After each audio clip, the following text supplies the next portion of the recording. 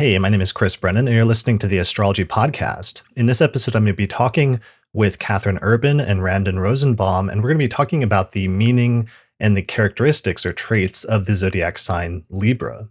So, hey, welcome both of you. Thanks for joining me today. Hey, Chris. Hi. Yeah, so today is for the data junkies is Sunday, October 16th, 2022, starting at 1:36 p.m. in Denver, Colorado. This is going to be episode 373 of the podcast, and this is going to be the seventh installment in my series on the signs of the zodiac, where we're going to be doing a deep dive into the meaning of the zodiac sign Libra. And what I've been doing with this series is I've been going around the community and collecting a series of astrologers that have strong or heavy placements in those signs in order to talk about their experience of those signs and their observations, under the premise that that'll give them a little bit more insight into somebody that does not have those signs present or at least prominent in their birth chart. So what are both of your credentials? I think, Catherine, you are continuing my trend of having astrologers with very large stelliums in certain signs. What's your situation there? Yeah, it's definitely a situation. So I got my IC, the South Node, and the Sun all conjunct in the fourth house in Libra, with the addition of Venus in Libra and Mercury in Libra. Whoa. Okay, that is a lot. That is not something to laugh at in terms of stelliums. Do you mind if I show your chart? Are you comfortable sharing your chart data? Yeah, go for it. All right. So for those here, I'll show it for those watching the video version of this episode. Here's Catherine's chart. So for those listening to the audio version, we see the IC at 1 degree of Libra, the South Node at 2, the Sun at 3, Venus at 13, and Mercury at 28. So that's a full-blown stellium in the sign of Libra.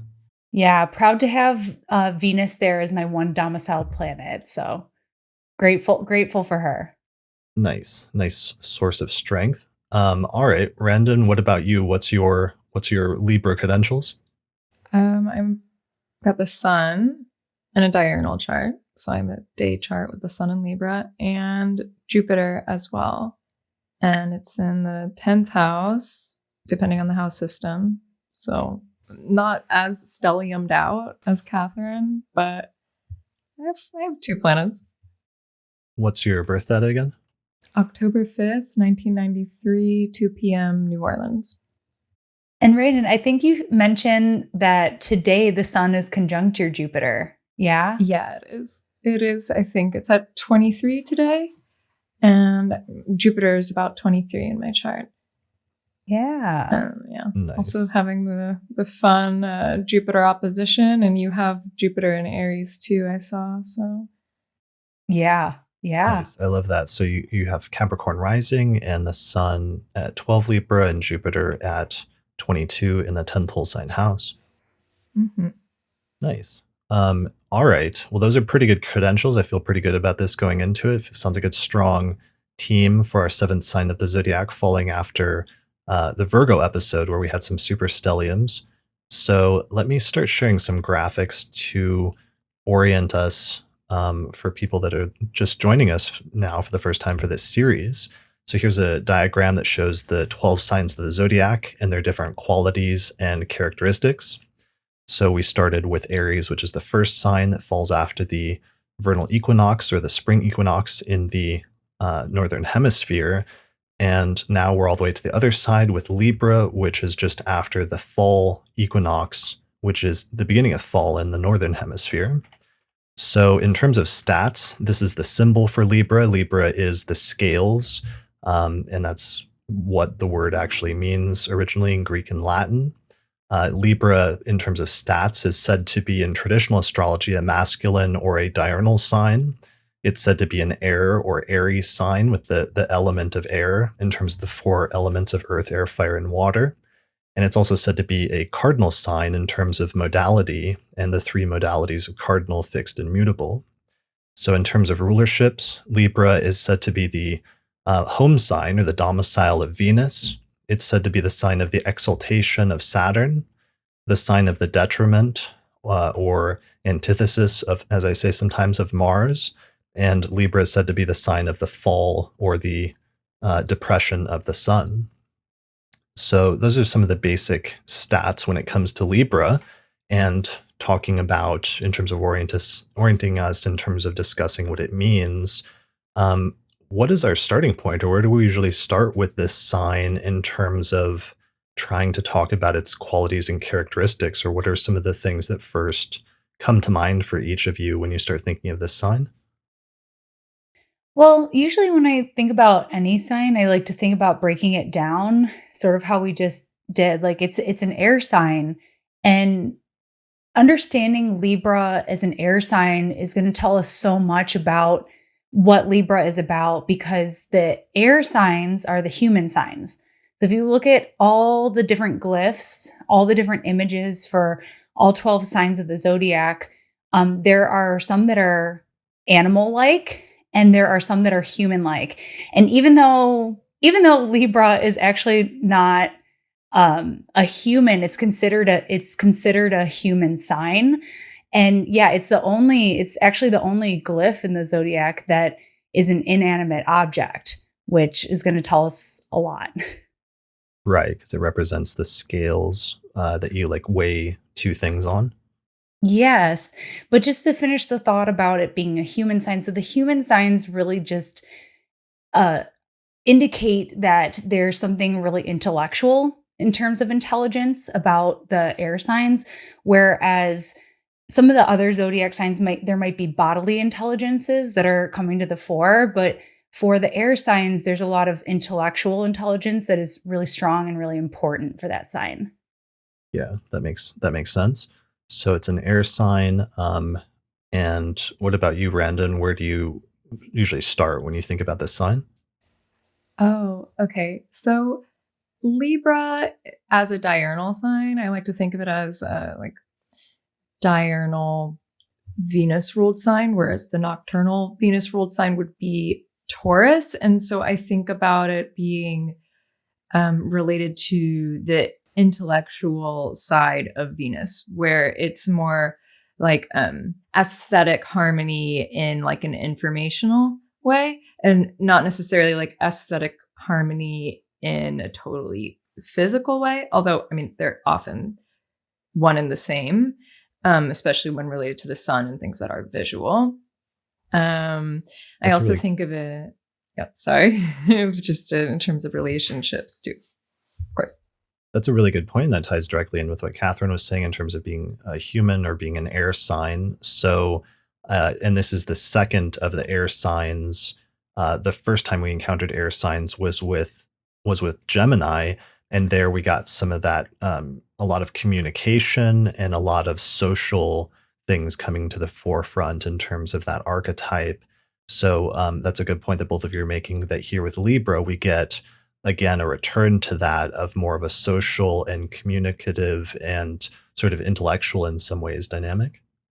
Absolutely. Yeah, for Libra, it's just, it's the first polarity that we really reach if we're starting the zodiac from Aries, and which is pretty standard, although some people would disagree. But yeah, it's our first polarity. So it's the first time through the order of the zodiac signs that there's this distinctive awareness of the other and one's relationship with the other.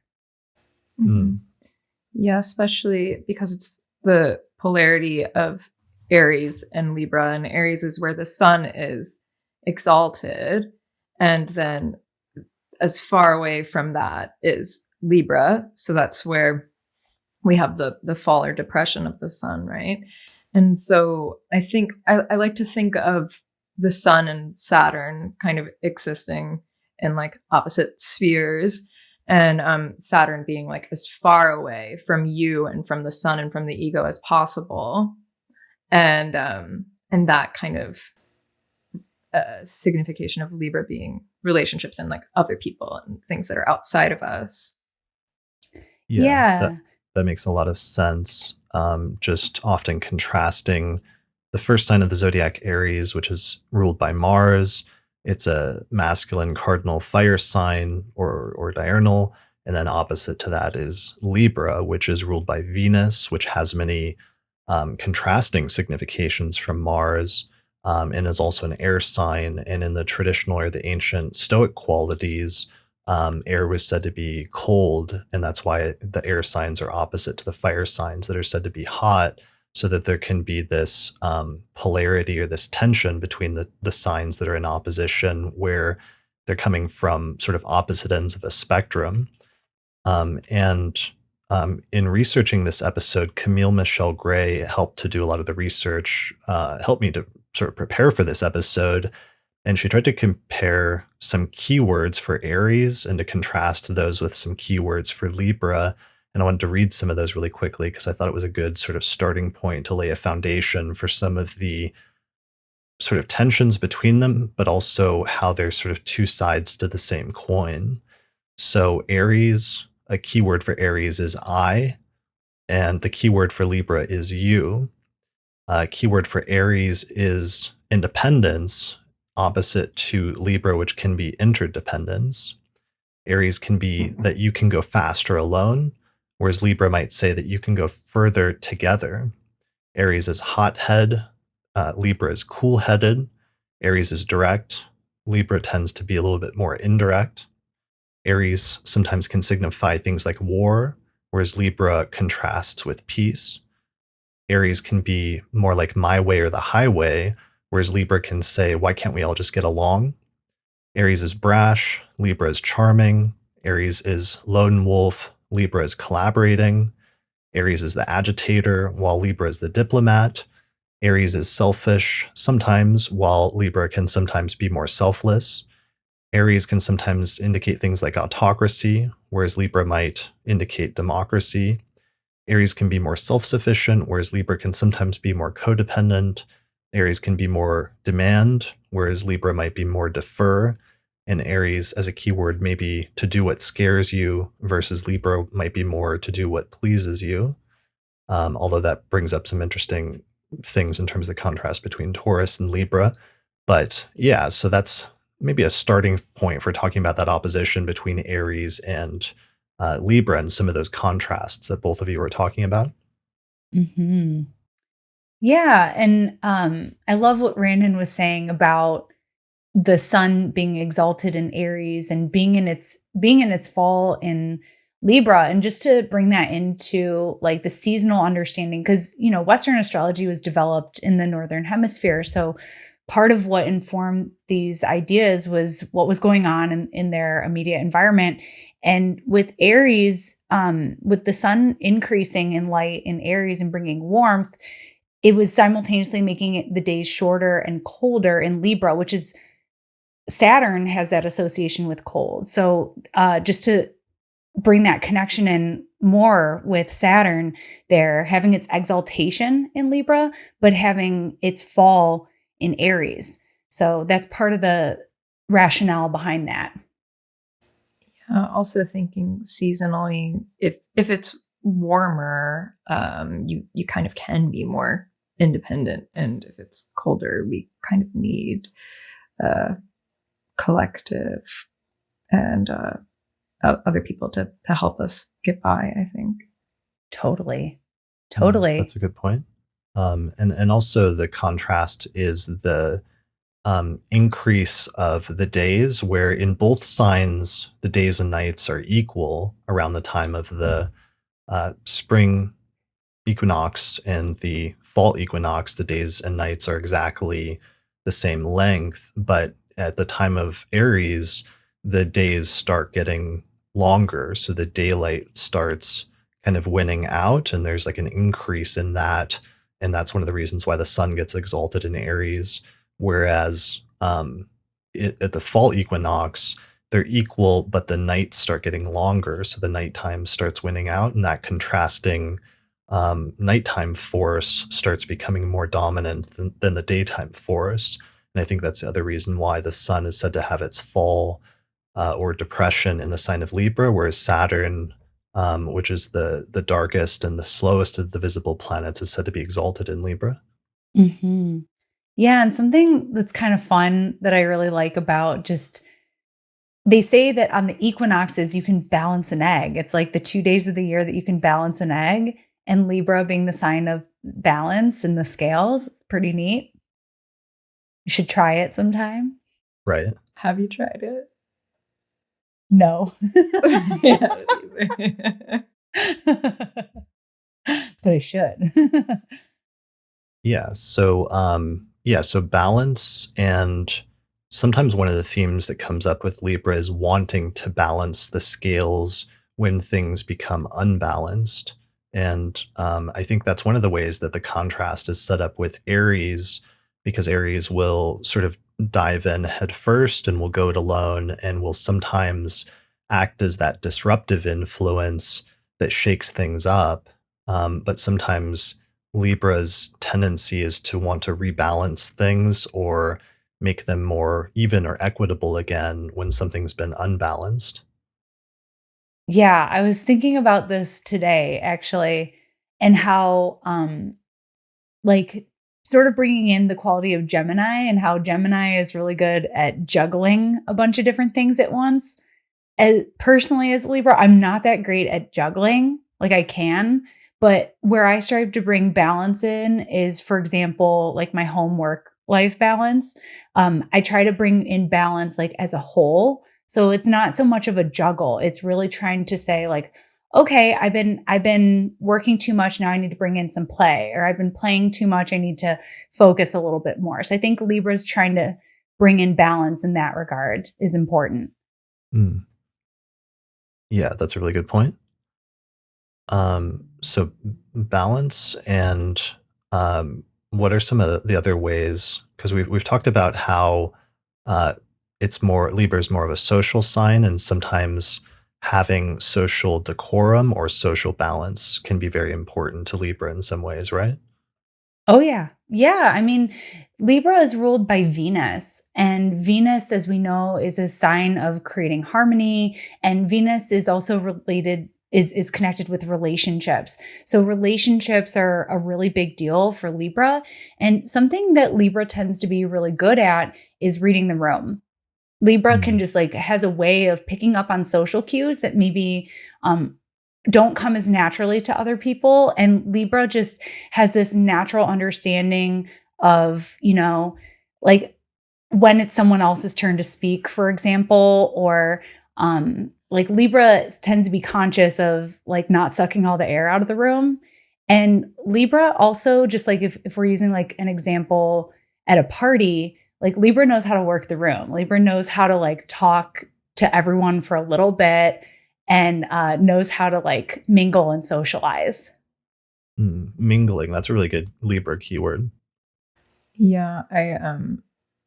I think a difference between maybe an Aries, whatever placements, and Libra, whatever placements, is kind of at a restaurant, or for example, at a restaurant, for example, if you're waiting for the check, I would just sit there and like wait for the waiter to just bring the check. And an Aries, for example, would, I don't care what the waiter's doing, I'm going to interrupt them and just be like, hello, Right. can I get the check right now? I need to go. Oh Yeah, my yeah. gosh. They would like demand, like, where's the check? Why haven't you brought it to us yet? They're Versus, carrying like a ton of plates, like right. super busy. Brandon, Yeah. have you ever been in a situation where you're like cringing because the people are like being so rude and they don't think that they're being rude, but as a Libra, you're like, oh my gosh, that's so rude. Every day of my life. Yes. Every That day. that's a good point. So Libra sometimes has an aversion to rudeness, or an aversion to being rude, which is like an aspect of that sort of social consciousness of not necessarily wanting to disrupt things, or wanting to maybe an extension of wanting to create harmony in some ways. Yeah, social harmony for sure. Absolutely. Yeah. And I think it's both. Like I think, Libra has this reputation for being like so friendly that it comes off as superficial for other people. And I think it's twofold, where I think Libra is genuinely nice. Like Libra is genuinely very friendly. Venusian wants to create harmony, wants to find a way for us all to win, wants to find a way for us all to be content. Libra is because of that awareness of the other, there's an extreme discomfort sometimes when other people are not having a good time, for example. But I think also kindness, especially as Libra gets more practice moving through life, it becomes like a strategic thing too. Because I mean, Libra, like you can, I think naturally we are just like really patient, really friendly, really good natured. But at a certain point, you learn like you have to bring in that Aries counterbalance, or else people can take advantage of your kindness, or they can mistake your kindness for weakness as well. Or you just wait for the check for like 2 hours and never pay, and just, nothing happens because you're waiting for someone else to do it. Right. If you don't have an Aries sitting with you to flag someone down, you could be there all night. Yeah, that makes sense. One of the things we've talked about in this series is the almost what I've called the corrective quality that each sign of the zodiac has over the sign that came before it. And it's been really interesting seeing the alternation between one sign signifying something very strongly and then the next sign after that counterbalancing it in some way. And so I'm trying to think of what the counterbalance is between some of the significations of Virgo, the sign immediately before Libra, versus Libra itself, or where Libra excels in a way that maybe counterbalances something that Virgo did too much of. One of the things I'm thinking about is that Virgo is a much more intellectual sign that was focused on like details and data and sort of the analysis or analytics of that data. Whereas I don't get the same sense from Libra that Libra might be more concerned in some ways with aesthetics or something like that. And one of the contrasts I've come up with over the past month that I've mentioned before is um, some people, when they have like a bookshelf, will arrange it according to like subject or alphabetically by like author or by title or something like that, versus somebody who might arrange their bookshelf based on like the colors of the books, so that it's not like arranged according to the content of what the book is about or something like that, but simply due to the aesthetics of how it looks on their bookshelf and how that alters their sort of like home vibes and things like that. And I tend to think that the people that might arrange things according to the aesthetics might be more people with the heavy Libra placements rather than the other approach being more of a Virgo approach to things. What do you two think of that? I have Venus in Virgo. I can't claim that. If I see books arranged by color, I lose my mind. Okay. But Yeah. I definitely appreciate what you're saying with the aesthetic sort of arrangement, but I can't claim it. Yeah, I agree. I have a bookshelf downstairs, and like there's a section for like big books, and then I have like smaller books, and so it kind of depends. Like there's like it definitely has to look good. Like there definitely has to be a balance going on as well as function. So that's how it is for me. But in terms of like the corrective function, I do think that Virgo, it's also a human sign. It's also a very cerebral sign. It's an analytical sign, but it's mutable. So a lot of times Virgo can sort of get stuck in the loop of trying to make things so conceptually perfect in their mind before they make a move. Whereas, Libra is a cardinal sign. And Libra also understands, I think partially because of the opposition with Aries, there is like this understanding of like ingenuity and you know what, this is good enough. Like Libra wants things to be polished. Libra wants things to look good, but like it's like a little bit of texture or just like one little thing like out of place can sort of bring the whole thing into cohesion. Like if it's too polished, I don't know. I don't think Libra waits for it to be too polished necessarily. Hmm. That makes sense. That's a really good point. That Virgo might be paralyzed sometimes by the over attachment on the details and the data and the attempt to achieve perfection, whereas perhaps Libra has a better approach to, or at least ability to let go of some of that stuff because it's a cardinal sign and to just like initiate what needs to be initiated as part of that. Yeah, because I think Saturn being exalted in Libra too, like there's this understanding about time and like, all right, like I gotta get it out that I gotta get it to the printer or I gotta turn this paper in. Like I'm not gonna sit here and agonize over it any longer, I think. Speaking as someone who has a Virgo planet, like I can kind of tell which is steering the ship. Yeah, so maybe not necessarily like the physical, like aesthetic of information or like the way that the books look, but like maybe like this the social understanding of the books. So Mercury and Virgo would be like, here's the data set, and then Mercury and Libra would be like, these are the people that it affects, and this is how it plays out like in social situations. Yeah. Yeah, or this is how you present the data in order to make people care, versus if you just throw a mound of like numbers at people, like nobody's gonna actually read that and pay attention to it. Sort of in the way where like social media or Instagram or things like that, people have like learned how to present information in a way that's more approachable and impactful because part of doing that is being cognizant of humans and how humans like think and react to information, and how sometimes there can be, I don't want to say a superficial quality, there's probably like a synonym for that that's better, but that humans can react sometimes much more to the aesthetics and how something is presented than they do the data or the information itself. Absolutely. Absolutely.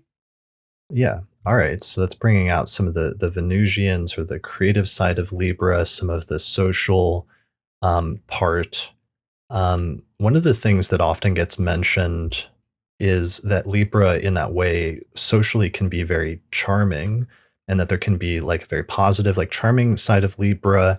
But also there can be from a social perspective, like knowing when to turn on the charm and being able to like use charm almost, I don't want to say as a weapon, but as something that is like a tool in their kit that they excel at, maybe more than other signs, like knowing how to be charming in some ways. Absolutely. Yeah, again, I think it's both. Like it's a natural inclination that Libras have. Like I've been in situations too, especially having like a past life in customer service where, you're supposed to be nice to people, right? Like I was a hairstylist and people would come in and you want to make them feel comfortable in your chair and I know that people who work in like restaurants and stuff like that deal with this too, where sometimes you're too nice and the person thinks that the person mistakes it for flirting. And it's like, no, sorry, I'm just trying to do my job. You know what I mean? So in that instance, it's natural, but it is also a tool, like, you want to get a good tip at the end of the haircut, I guess. But going back to Libra as, the symbol of the scale, the scale is a tool. The scale is a tool of measurement, and I think is like a symbol of human progress, actually. But yeah, because it's an invention, it's a piece of technology which has a lot of overlap with the air element being something that connects people and technology. But to speak about kindness as a tool, like absolutely. I think Libra understands that this is an asset and you can kindness can take you pretty far, and like I said, you can use it as like a strategic tool, but I think it also is just a way of expressing. Yeah, I liked what you said, going back to what you're saying about being a hairstylist, because that's a really good example and analogy because it doesn't just involve doing somebody's hair, but there's actually like a good deal of like talking and developing an interpersonal relationship between the hairstylist and their client, and an exchange a social and communicative exchange that goes on there that's actually very important as part of the person's job, and it's part of what keeps people coming back, in addition to just doing a good job with their hair, but that you've actually built some sort of social connection with them at the same time, and that there's almost like a, at least to the, not illusion, but at least to f- the idea of some sort of like friendship or something that you've developed between the person that's like offering something and their clients. 100%. Yeah, leaving hair to do astrology full time, of course, was a dream. But the hardest part was saying goodbye to all my awesome clients that I'd built relationships with over the years.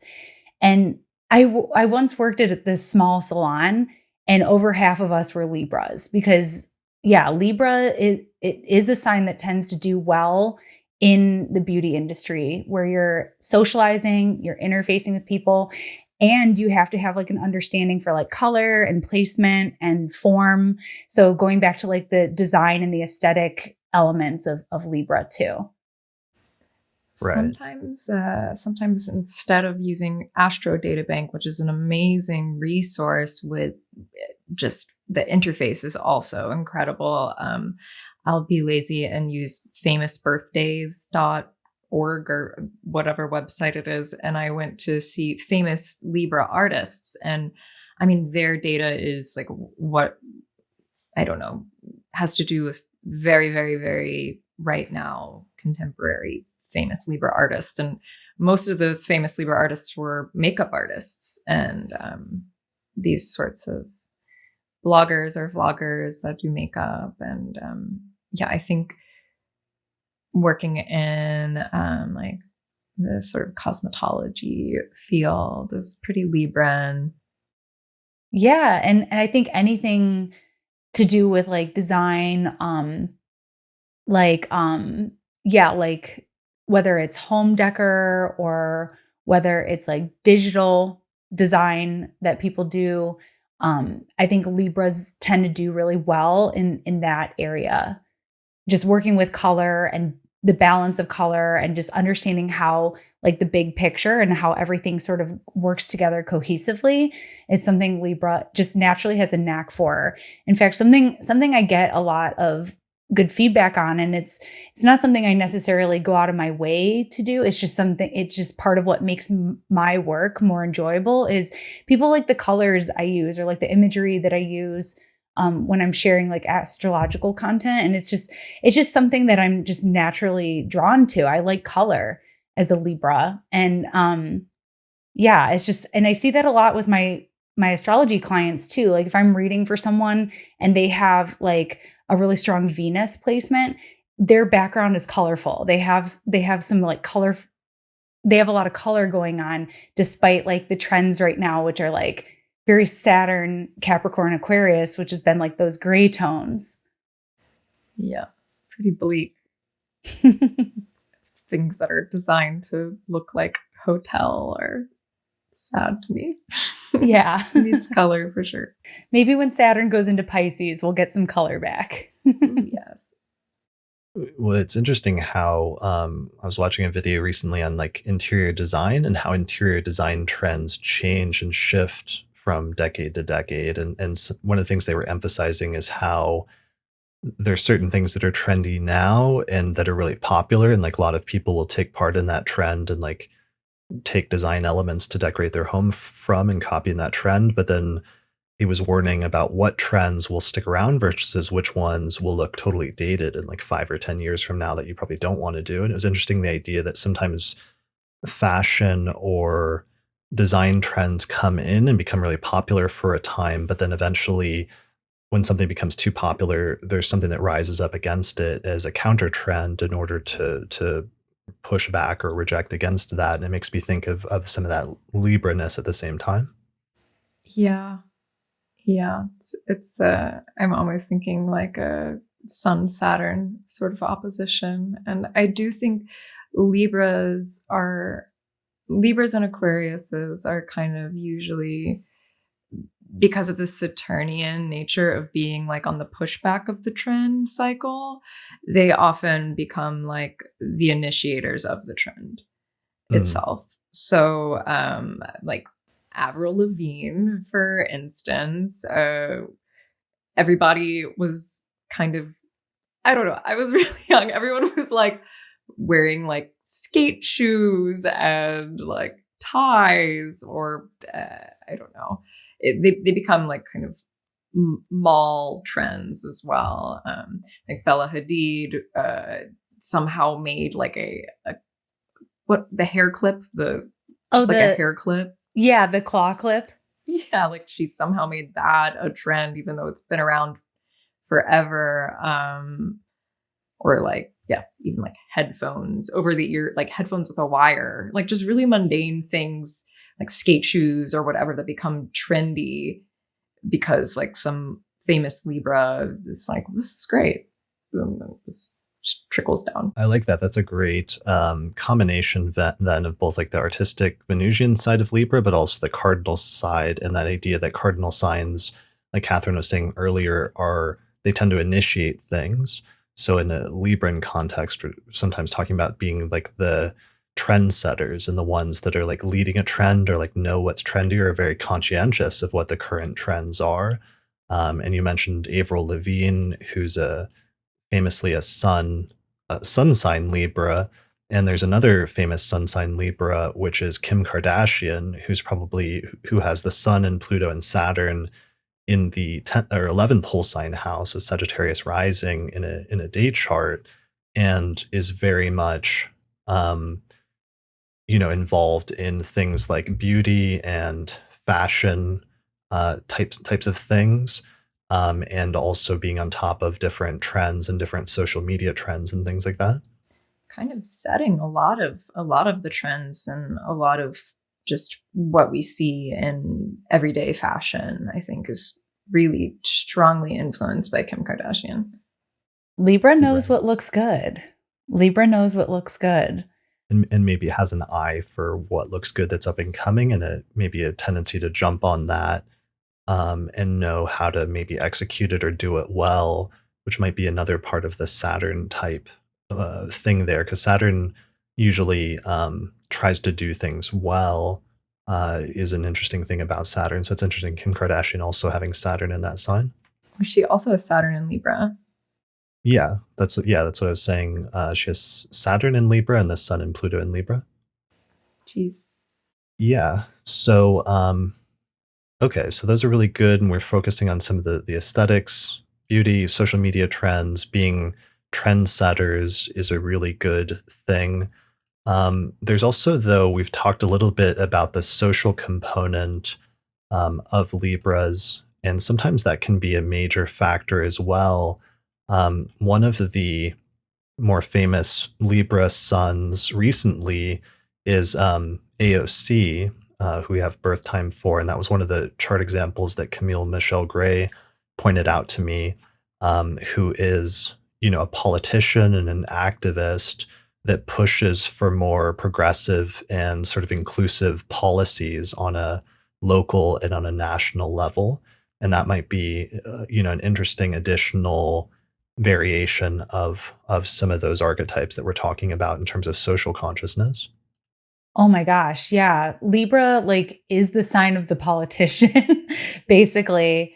It's the sign of justice, law and order. I think that's a pretty much like the strongest actualization of Saturn being exalted in Libra is like making the rules and creating consequences, ideally that are fair.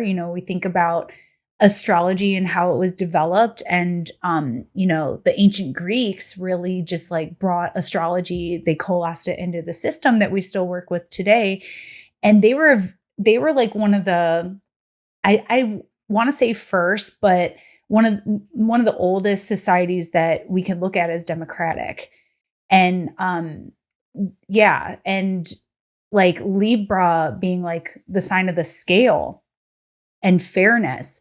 Like I said, this was a tool like to make sure that we were paying a fair price for something. The scale was actually developed in ancient Egypt as a way to be like an impartial judgment of, how much something was owed or how much something was worth. And so this scale sort of goes on to be a symbol of civility, of civilization, of being rational, of being fair, of being moral. And so we get all these politicians that embody these Libra qualities. And some of that more Saturnian energy really comes through because, well, to be a politician, you have to be well liked enough to get elected.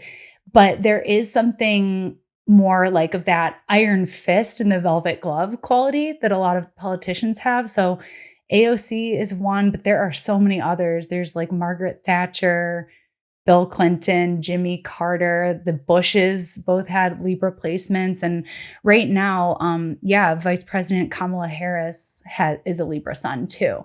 So lots of politicians with Libra.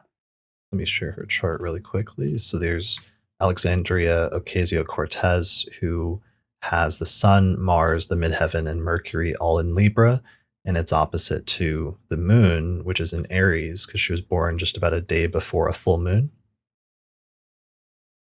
Oh yeah, I love the fire that comes out in her chart too. But it's like the Libra energy is just sort of like driving the ship, her Libra sun is behind it all, like having this innate sense of fairness. Yeah, well, but also the Mars there's like a moral outrage sometimes when things are, in her view, like unbalanced or when there's injustices taking place.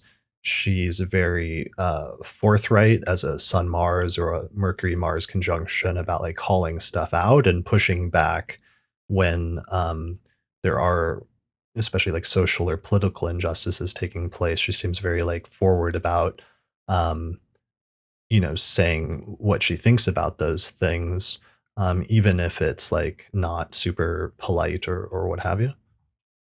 Yeah. And something else that is sort of coming to my mind here with Mars having its detriment in Libra, that sort of helps us to understand what Libra is about too, where, if Mars has like a certain level of discomfort in the sign of Libra, it's because, Libra is Venus's territory. Like we're trying to bring things into cohesion. We're trying to find a solution that is like a win-win. Libra wants to win too. They just want everyone else to win as well.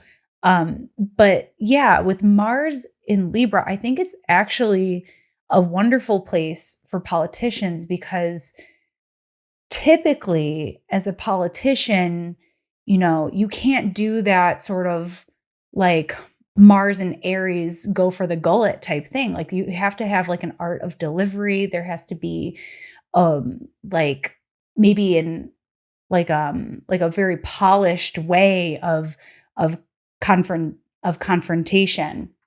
And so yeah, like Mars in Libra, I think of like the lawyer who manipulates the words in order to get somebody to see things from another way. Yeah, that's a really good point. Um, Randon, did you have something you were going to say? Yeah, I mean, just thinking about Libra as the sign of democracy and okay, this is kind of like populism, or I mean, democracy and populism, of course, are different, but okay, what are we all going to vote on? Who, what everyone votes on is coming together under this one decision. This one kind of like the scales finally weigh out in one way or another, and I mean, like that decision isn't always going to be making everyone happy. It's just like sort of like the middle ground that, that kind of makes politicians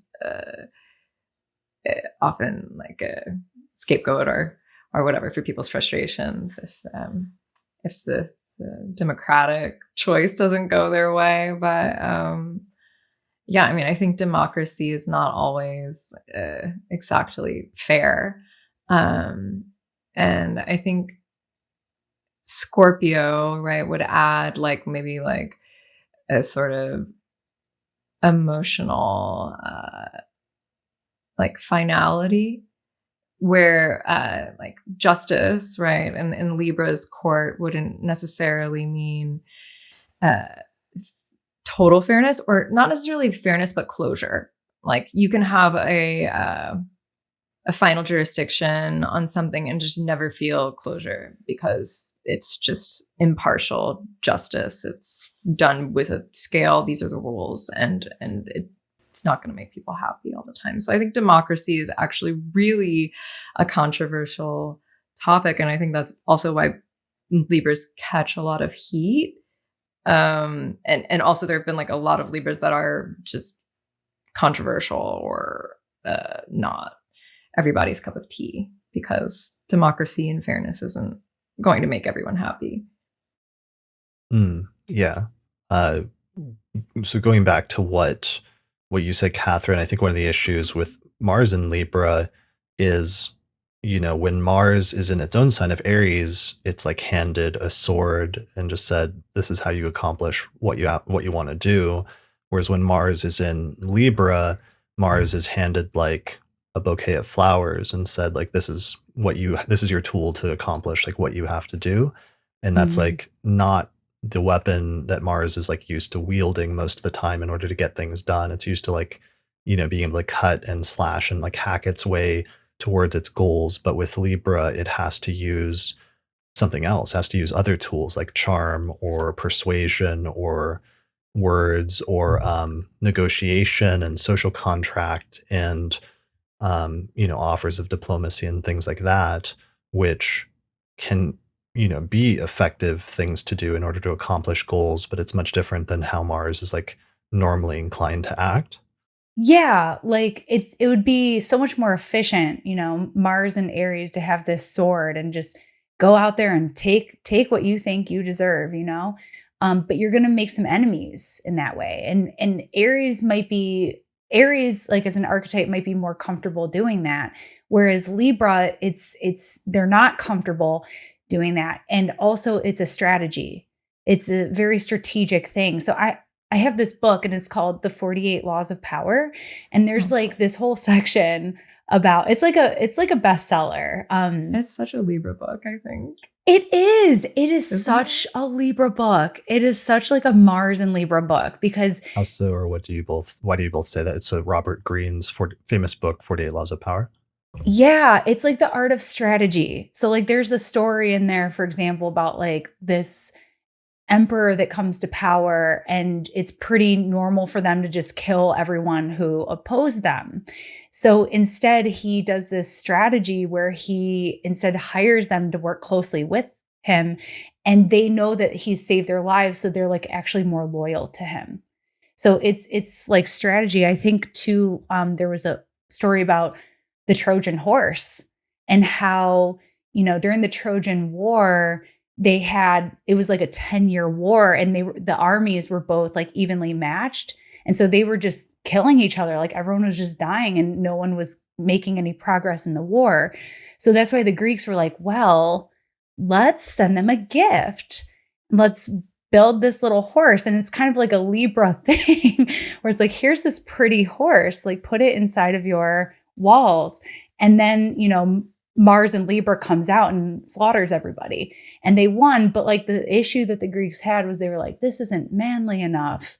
And they were kind of against it, but they were like, don't you want to win? So that's an instance where, like a Mars and Libra strategic move, you're not going straight for the gullet, but it can be very effective. You just, it has to work a little bit harder to bring about that result. Yeah, definitely. Like fighting like proxy wars almost. Like I didn't do it, like someone else is doing it. Maybe Mars and Libra could be a good strategy for them. And I think like the 48 laws of Power has a lot of content, kind of like always have someone else do it for you, or you never really reveal like all of your intentions, or kind of keep your friends close but your enemies closer kinds of things. Like it's really it's kind of a controversial book, but it's pretty Libran in this way. Totally, 100% agree. And that's another sort of Libra stereotype of like getting other people to do things for you, like the power of suggestion, or like making it someone else's idea. versus instead of saying, hey, I want you to help me with this, or I want you to collaborate with me. The Libra art of suggestion is saying, this is why it'll benefit you. And maybe you give them a bunch of compliments first before you ask the favor. I think it's just like a Libra sort of way of exchanging, like, hey, I appreciate you. I want you to do something for me. But yeah, I think that's like a Libra stereotype there. I mean, like, why does etiquette exist? Like, there are all these rules of the correct, proper way of doing things, and I don't know. Etiquette, yeah. Social cues, social order. Yeah, like thinking about Libra as like a sign of civility. Like the Greeks, they thought that like Mars was really brash, and like the whole idea of like manners. Like if you've seen like movies from like medieval times and people just sort of sitting around a table and just like gobbling up food, and then like you think about and then you think about like more of like a set table and people saying please and thank you and please pass me this, and you have the napkin on your lap. Like that's more of like a Libra thing, and like who created all these social rules. But it is like a very Saturn and Libra thing, like setting expectations and having like a set of expectations for how you're supposed to behave in a social situation. And then I guess the 48 laws of power are like, how do we exploit these rules for our own gain, which would be kind of Libra. I think if you're looking at all these like famous politicians or people who have prominent Libra placements, like, Putin or Thatcher or whoever else, kind of using their knowledge of social cues to have the upper hand, or to initiate their will or whatever they want it to happen. The symbol for Libra might as well be a chess piece. Yeah. I like that. That's a good one. And Bill Clinton is one of the most famous sort of 20th century examples of a Libra stellium where he had the ascendant, Mars, Neptune, Venus, and Jupiter all in Libra in the first whole sign house. Using some of those things to his advantage, and like knowing how to use social cues as well as charm. Like one of the things they always say about like when he was first running for president and back during his political days was people would say that when you're in his presence, even if you didn't like him politically, that he was tremendously charming as a person, and that there was something about him that was sort of just like charismatic in that way. And then it's interesting you were both mentioning Robert Greene. We don't have a birth time for him, but it's interesting that all three of his book titles relate potentially to like Libra keywords. So it's like the 48 laws of power. So laws, one of them is the 33 strategies of war. So it's not just war itself, it's like strategies of war. And then finally, one of his books was The Art of Seduction. So seduction is another interesting like Libra type keyword. Sounds like he has, yeah. Right. Sounds like he has some Libra placements. He must. Yeah, potentially. And then going back to something you were saying earlier, Randon, one of the contrasts at this point that we might come up with Libra versus Scorpio, Scorpio being the sign that follows after Libra, and therefore there must be some corrective function or something that Scorpio balances out, that's different from Libra. One of the things I was thinking about when you're talking about that is Scorpio tends to focus very much on depth and creating like a depth of feeling and depth of an emotion. And I think one of the corrective functions it might be having is that sometimes Libra, while social and wanting to create connections between people, it can be similar in some ways to Gemini in that it can be more of like a social butterfly, and that it's like creating these short-term or sometimes occasionally somewhat shallow relationships with like a bunch of different people, but it's not necessarily like going super into depth with any one of those per se. And that could be something that Scorpio is a fixed water sign ruled by Mars, is almost like overcorrecting or balancing out from Libra. Yeah, I mean, it's the revenge after the verdict. It's like, oh, I didn't I didn't like what the judge said, so then I like went and got revenge, kind of, I Okay. like it. I like for it. closure. Yeah. I like what you were saying there, Chris. And I think another maybe corrective one too is like with Libra trying to balance things out so much, it can maybe spread itself a little too thin, trying to keep everything in perfect harmony and balance. Whereas Scorpio isn't afraid to go to an extreme, isn't afraid to like let their passions sort of drive their ship and say, maybe I don't have time for everything or everyone, but this handful of people and like this thing are what I'm going for. Yeah, that makes sense. So Libra and trying to keep things balanced sometimes can spread things out quite a bit. Um, versus Scorpio's tendency might be to, unbalance the scales and to go to such an extreme, that might be very different compared to what Libra would be useful or would feel appropriate in terms of going that far. Yeah. And I think Libra does care what other people think. Like Libra does want to be liked.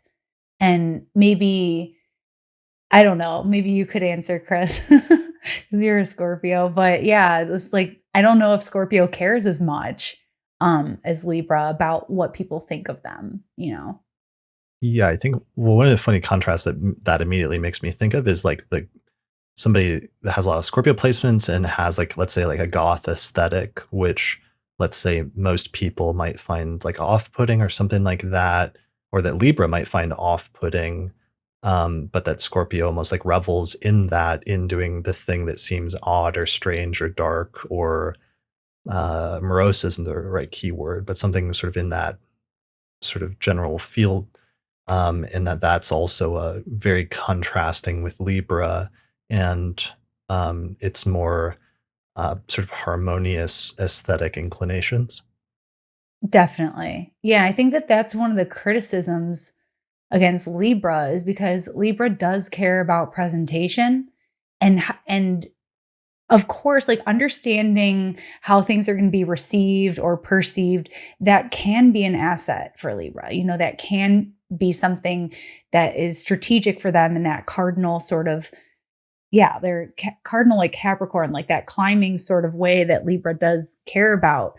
But it can also sort of temper things down too much, like dilute the potency a little bit when Libra tries to be liked by everyone, then they sort of lose themselves and they lose that spark that makes them special. I think that's part of why the sun has its fall in Libra too, is that sometimes watering things down too much for the sake of being well received or well liked, it sort of loses that individual potency. And yeah, Right. that is something that, oh, go ahead. Right. If you're too preoccupied with what other people think, then your own light may not have a chance to shine through as much as it would otherwise. Yeah. Yeah. Um, yeah. And I think that that is something that Libra struggles with at some point, especially Libra sun people is like, choosing to just be yourself, because I know that that was something I struggled with when I was younger, is just like, you sort of start defining yourself by who you are to other people. And eventually, that can change. But I think that's something that Libra can struggle with. And that's one way that we see Libra having its sun in fall or depression. But I'm thinking about this like in contrast to Aquarius, and Aquarius is so much like, oh, I'm myself and no one else, and like I'm like an individuality complex almost about them. Um, but I think, yeah, being social air signs, Aquarius is also a social sign, right? Yeah. It's a person. still somehow that self is defined by the relationship to the other people, to society, to culture. Being countercultural is like such like an important part of being an Aquarius, I think. Sorry for any Aquariuses listening who want to disagree with me right now, but No, I I'm sure agree there's a with. lot of Aquariuses that would disagree with you on principle, but that's the point. Aquarius being the sign opposite to Leo, where the sun has its detriment or its antithesis. And yeah, Aquariuses do want to oftentimes stand out by setting themselves apart and like standing out from the crowd by doing the thing, sometimes by rejecting social convention, can be a very Aquarius and Saturn type thing, with Saturn being the traditional ruler of Aquarius. Um, Whereas Libra seems like it's not rejecting social convention, but instead it's like embracing social convention, or sometimes being the one that's like establishing even what the social convention is. right, because of the Venusian influence there. Whereas, yeah, Aquarius would be like, I don't fit in and I love it. Libra would be like, I don't fit in, I'm in hell. Like, I really, Yeah. I'm wearing the wrong thing right now. Like, I can't believe I showed up looking like this, you know? I Yeah. think Libra gets that like stereotypical like popular girl. You know what I mean? Like the girl who like we see in movies where, you can't sit with us if you're not dressed a certain way, or, Libra sort of gets that archetype. And that's sort of one of the, I guess, negative connotations of Libra is like that superficiality. But again, it's not always like coming from a place of superficiality necessarily. It's like, yeah, like trying to be like something to everybody. Yeah. And then just kind of, again, like losing substance in the process Exactly. can be tough, can be a challenge being a Libra. Mm-hmm. Yeah. But So what? Go ahead. I was gonna say, but I like that bringing in that connection with Aquarius, because when I think about the human signs and technology and innovation, I think there's a lot of confusion about the Aquarius symbol, and one of the things that stands out to me is that this is a man carrying an urn of water and bringing it back to society, and I think that that is a piece of technology, like a vase that can hold water and bring it away from the water, away to somewhere else. Because for eons, humans had to live on a water source or die, and so to develop like this piece of pottery that can transport water, or even looking at ancient like Greece and Egypt, the aqueducts, the symbol of the aqueducts is also like technology, the ability to transport water. And Libra being a scale, which is also like a human invention, which is pretty fascinating. So I think that there's definitely a connection there on like intellect as like the thing that sets us apart from the animal kingdom. And that's why, we are the human signs. Mm-hmm. Doesn't Mercury play a role in like this, all of this? Somehow it's like a triplicity ruler. Is this getting too technical?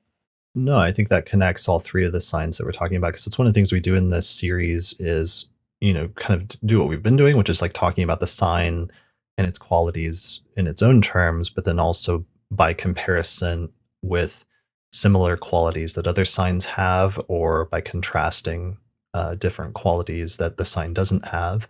So it seems like at this point, we're really talking about the entire air triplicity.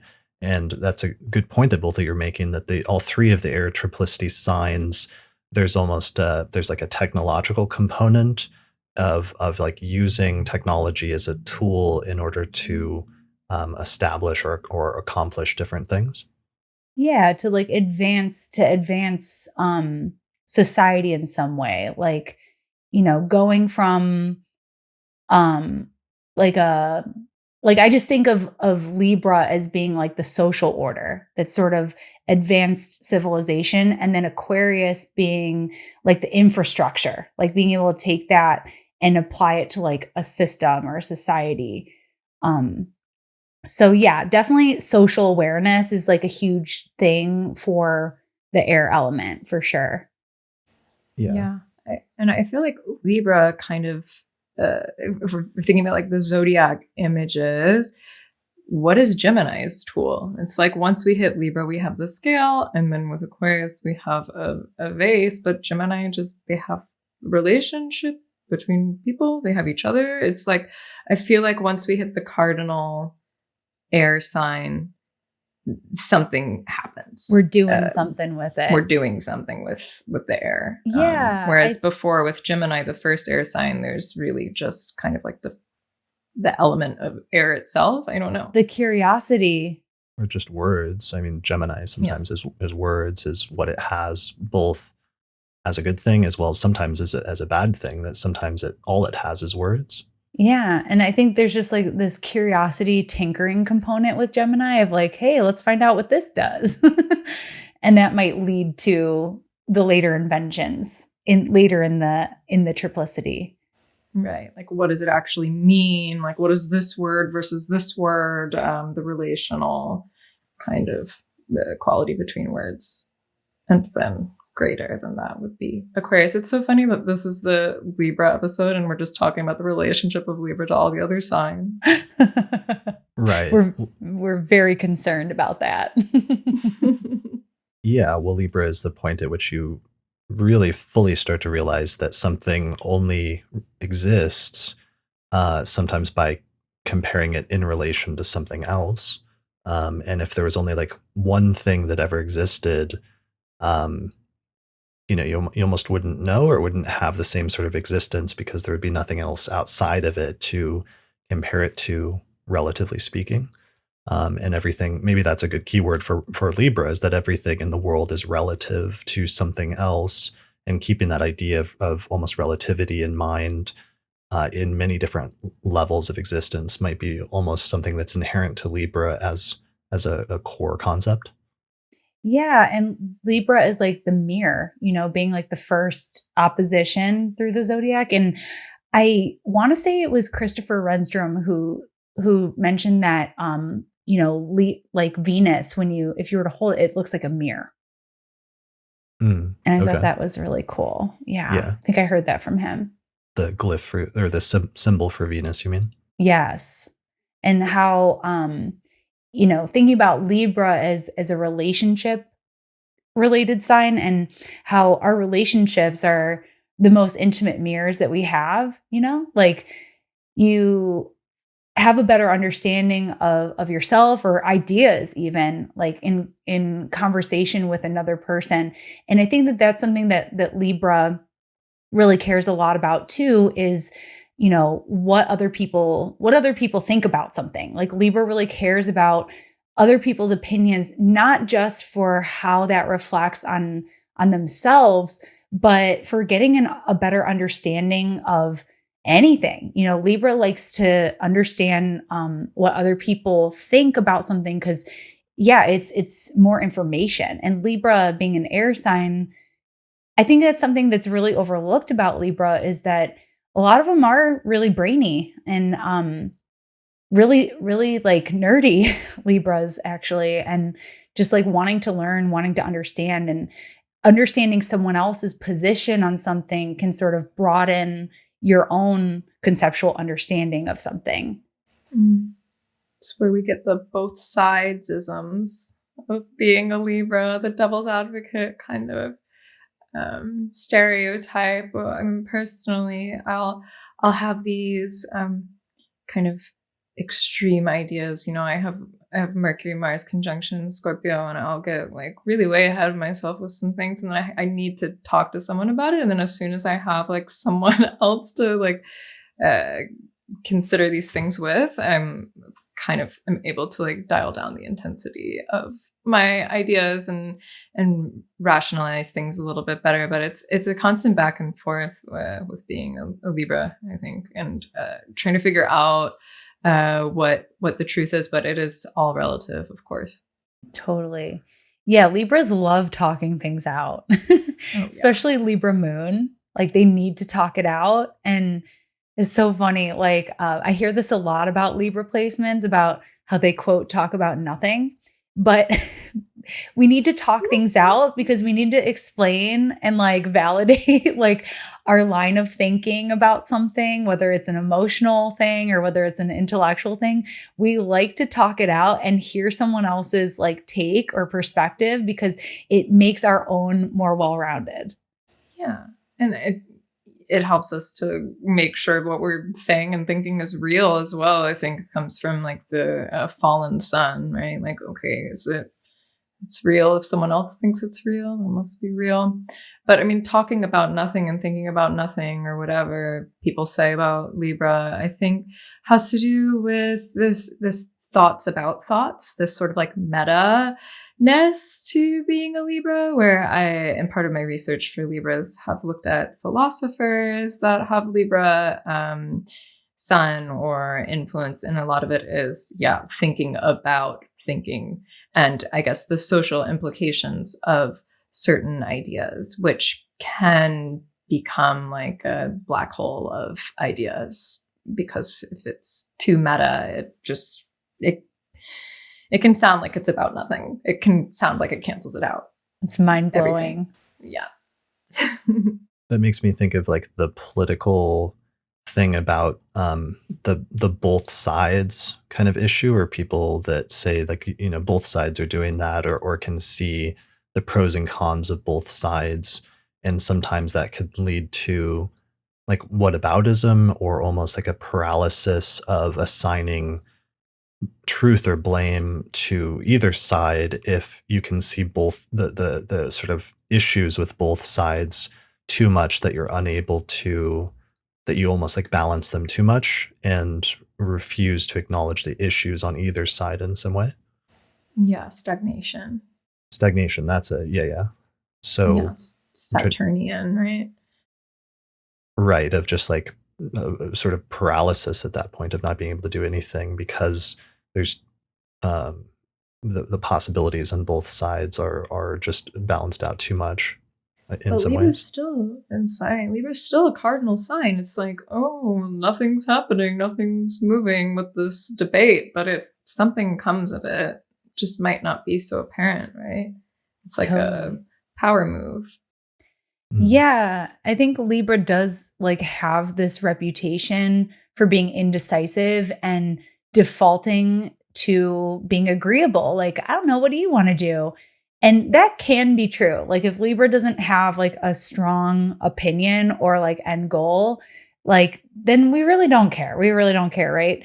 But there is like this other side to Libra that you both are touching on, which is like the devil's advocate and the contrarian, which is like a big part of being a Libra, of just like sort of being the person that challenges and saying, well, I don't know, like, have you thought about it this way? Have you thought about it this way? And in that case, like Libra is not agreeable at all. They're not really supportive to you if you're trying to like complain about something. Yeah, the devil's advocate thing is real. Yeah, that's a huge aspect of the Libra archetype, the devil's advocate or the contrarian. I think that partially comes through that notion of, you know, if Aries is the first sign where we start and Libra is where you get to the opposition. And in some ways in modern astrology, Libra often being likened to the opposition in that way, by setting up a contrast, or setting up and acting in that role and adopting that role of being like the other side of the argument. And sometimes Libras love to get into that position of playing the other side of the argument to the point that they can become contrarian in some ways. I know early on in my studies of astrology, I was always surprised at how many skeptics of astrology I would run into that had strong Libra placements. And I later sort of came to understand that that might have to do with that contrarian quality of Libra. Yeah. I often will meet someone, they find out I'm an astrologer. They're like, oh, I don't believe in astrology, or like, I think astrology's fake. I'm like, yeah, you're so right.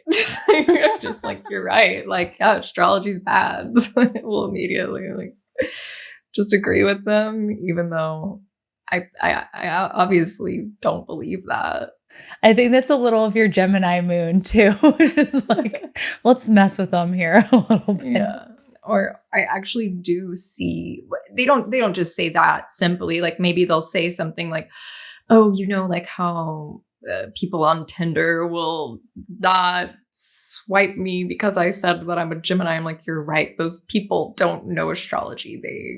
And so I'll agree with them. I'll agree, yes, astrology in this regard and the way that astrology is used or misused by popular culture is bad. So I do end up like actually seeing truth in what the opposition, or someone who would be seen as like in opposition to me, I see truth in what they're saying, and I actually do agree with them on some level. And then I probably can end up convincing them of my point by conceding and like understanding what they're saying. You're such a Libra. Yeah, like the ability to be impartial and like see it from someone else's side. But a lot of times that can be, if you are trying to get someone to see it from your side, that can be a point of leverage too, of just like empathizing with them, but then devil's advocating them and saying, but what if astrology was, just to use that example. But yeah. Really good point, because on the positive side, that Libra archetype can can create empathy, and the ability to empathize with other people is like a really important trait. And it's something that Libra maybe does better than a number of other signs. But the flip side of that, or the downside of that, can be sometimes being overly impressionable.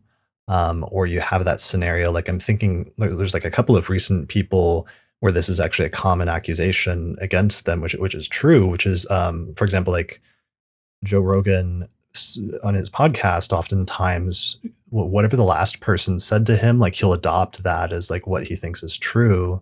So they'll just sort of adopt whatever it was that the most recent person that they talked to said. And sometimes it can just be some like wildly wrong, scientific or political or other take. But because they had that conversation and that like one-on-one connection, and there was that attempt to find through empathy, like what was the truth in what that person was saying, sometimes it can leave them open to, giving into or going over to like really, not great or not even truthful things. Right. Being swayed. That's Scales. it. Yeah. Well, because and then it's funny because another person I could think of that was a common thing over and over again was they would say that Trump was like that whatever the last person was that he had a conversation with, he would adopt that, whatever that person had said. So people in his political circle were constantly like vying for like FaceTime with him, because whoever could get it could like influence what he said and thought and what the official policy was, just by like introducing like ideas and concepts at that point. And he had Jupiter and Neptune in Libra in the third house. Mm-hmm. Oh, no way. Yeah, and Joe Rogan has the Libra moon. Oh, I thought he might have something, because I know he's a Virgo. Mm-hmm. And so usually if you have like a sun sign, you'll have some other personal planets nearby. Or I think he's a Leo, but he has like 3 planets in Virgo. Ah, okay. I just pulled it up from Astro Data Bank, and it says it's an AA rated chart, but here's the chart if that's correct. Okay. So he has Taurus rising and moon in Libra in a night chart. So the moon is actually his sect light. Okay. So yeah, impressionability. And then, that's been funny because sometimes, again, that can be about like the impressionability, and sometimes people being shaped by the other people that they're around, and seeing somebody like him have this whole transformation of political beliefs and other things over the past years, just based on the people that he kept having on the podcast who he was talking to constantly. Mm-hmm. Yeah. I mean, I think I can be impressionable, but if it's something that I really truly care about, I like to have like the final word on what it is. And like no one can convince me otherwise. Maybe that's my fixed Mercury. I don't know. But I do get the sense of like this. I mean, I do have Jupiter and Libra as well. This like, okay, what is it that I believe in? It's relative to what the sort of mission is and what the strategy is. which people, could find superficial. But I think there is often a core. If there are like core values and things that people care about, like I say, like I would put like my relationships and my friendships and certain like virtues before like political ideology or something that I find actually superficial. So like I got in an argument with a friend, for example, and then the next day I just was like called and apologized because I was like, "Are you okay? What's going on?" And he was like really actually taken aback by it. And I was like, "No, like I actually don't care about politics at all. Like I just want to make sure that you're okay," because that's kind of the core ideology, if it is an ideology at all. Right. Yeah, I think just I think a part of that stems from being open-minded too, like Libra just being open-minded to an alternate point of view. And the ability to be swayed. I think one of the other things that Libra gets labeled as is gullible, and I think part of where that comes from is just being Venusian, being like genuine, or I should say generally good-natured, just like wanting to like believe that like, oh yeah, that, if you say that's the truth, that's the truth. But so I think that that's part of where that comes from. But being able to sort of hold space for another person's perspective. I was noticing in my Libra research that there's like a lot of people who do like interviews. So Kelly Ripa has like Sun, Moon in Libra. Barbara Walters is a Libra. Johnny Carson is a Libra. Trevor Noah. Oh, Ellen? I think so. Oh, I think she might have something there. I can't remember her chart off the top of my head. I'm wrong. Sorry. No, it's all good. But Trevor Noah from The Daily Show has Libra placements. Just like a lot of people I found had that. And I think just being able to be in the interview seat and hold space for what someone has to say without like challenging them too much, and also making them feel comfortable to be there. What is the term for that? That's like social intelligence or something, like just having good one-on-one conversational skills. Politeness. Politeness. Politeness. And that must be where like the politician angle comes in too, for sure. Politic. They must have some like root similarities. Is this a reach? I don't know. No, I don't think so. Good. I was just looking through which of the charts you just mentioned I had, and I have Johnny Carson's chart, who's famous for doing The Tonight Show for many years and kind of created the standard for what one of those late night talk shows was supposed to be.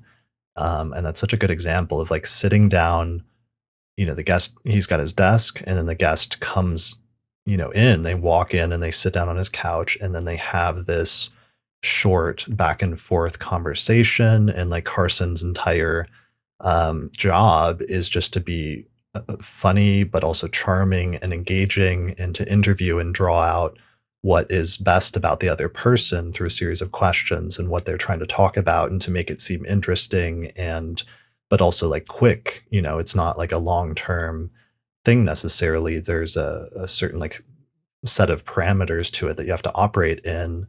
But it's interesting then that became sort of the model that all other like late night shows after that have followed and emulated over the course of the past 30 years with, people like, Jay Leno and Conan O'Brien and other people like that. Is Conan a Libra? I don't have his chart, but I do have Jimmy Kimmel has Venus in Libra, and Jimmy Fallon has Mars in Libra too. So it is like something that you see a lot there in the peopling professions. Yeah. Also, the cardinal signs, again, being the sort of initiators or leaders in most things. I also saw that there were a lot of like first female XYZ with Libra placements. Like Kamala Harris was the first female vice president. I was like looking into Jupiter and Libra because I was just trying to understand what it meant. And there were a lot of like the first female rabbi in the United States, had Jupiter and Libra, the first pilot, first female pilot. also Jupiter in Libra. So yeah, a lot of like Libras firsts. Yeah, we can add Margaret Thatcher to the list too. She was a Libra, and yeah, she was the first prime minister in England. Mm-hmm. And with Venus being the ruler of Libra, kind of generally being women in mundane astrology, and then cardinal signs being like the first of a season. Ooh. So first female XYZ, I'm going to say like Libra can relate to this. Interesting. That's interesting. I just pulled up Margaret Thatcher's chart, and it's interesting. She has Sun, Mercury in Libra, and that's similar to AOC's chart, who also has Sun, Mercury, and Mars.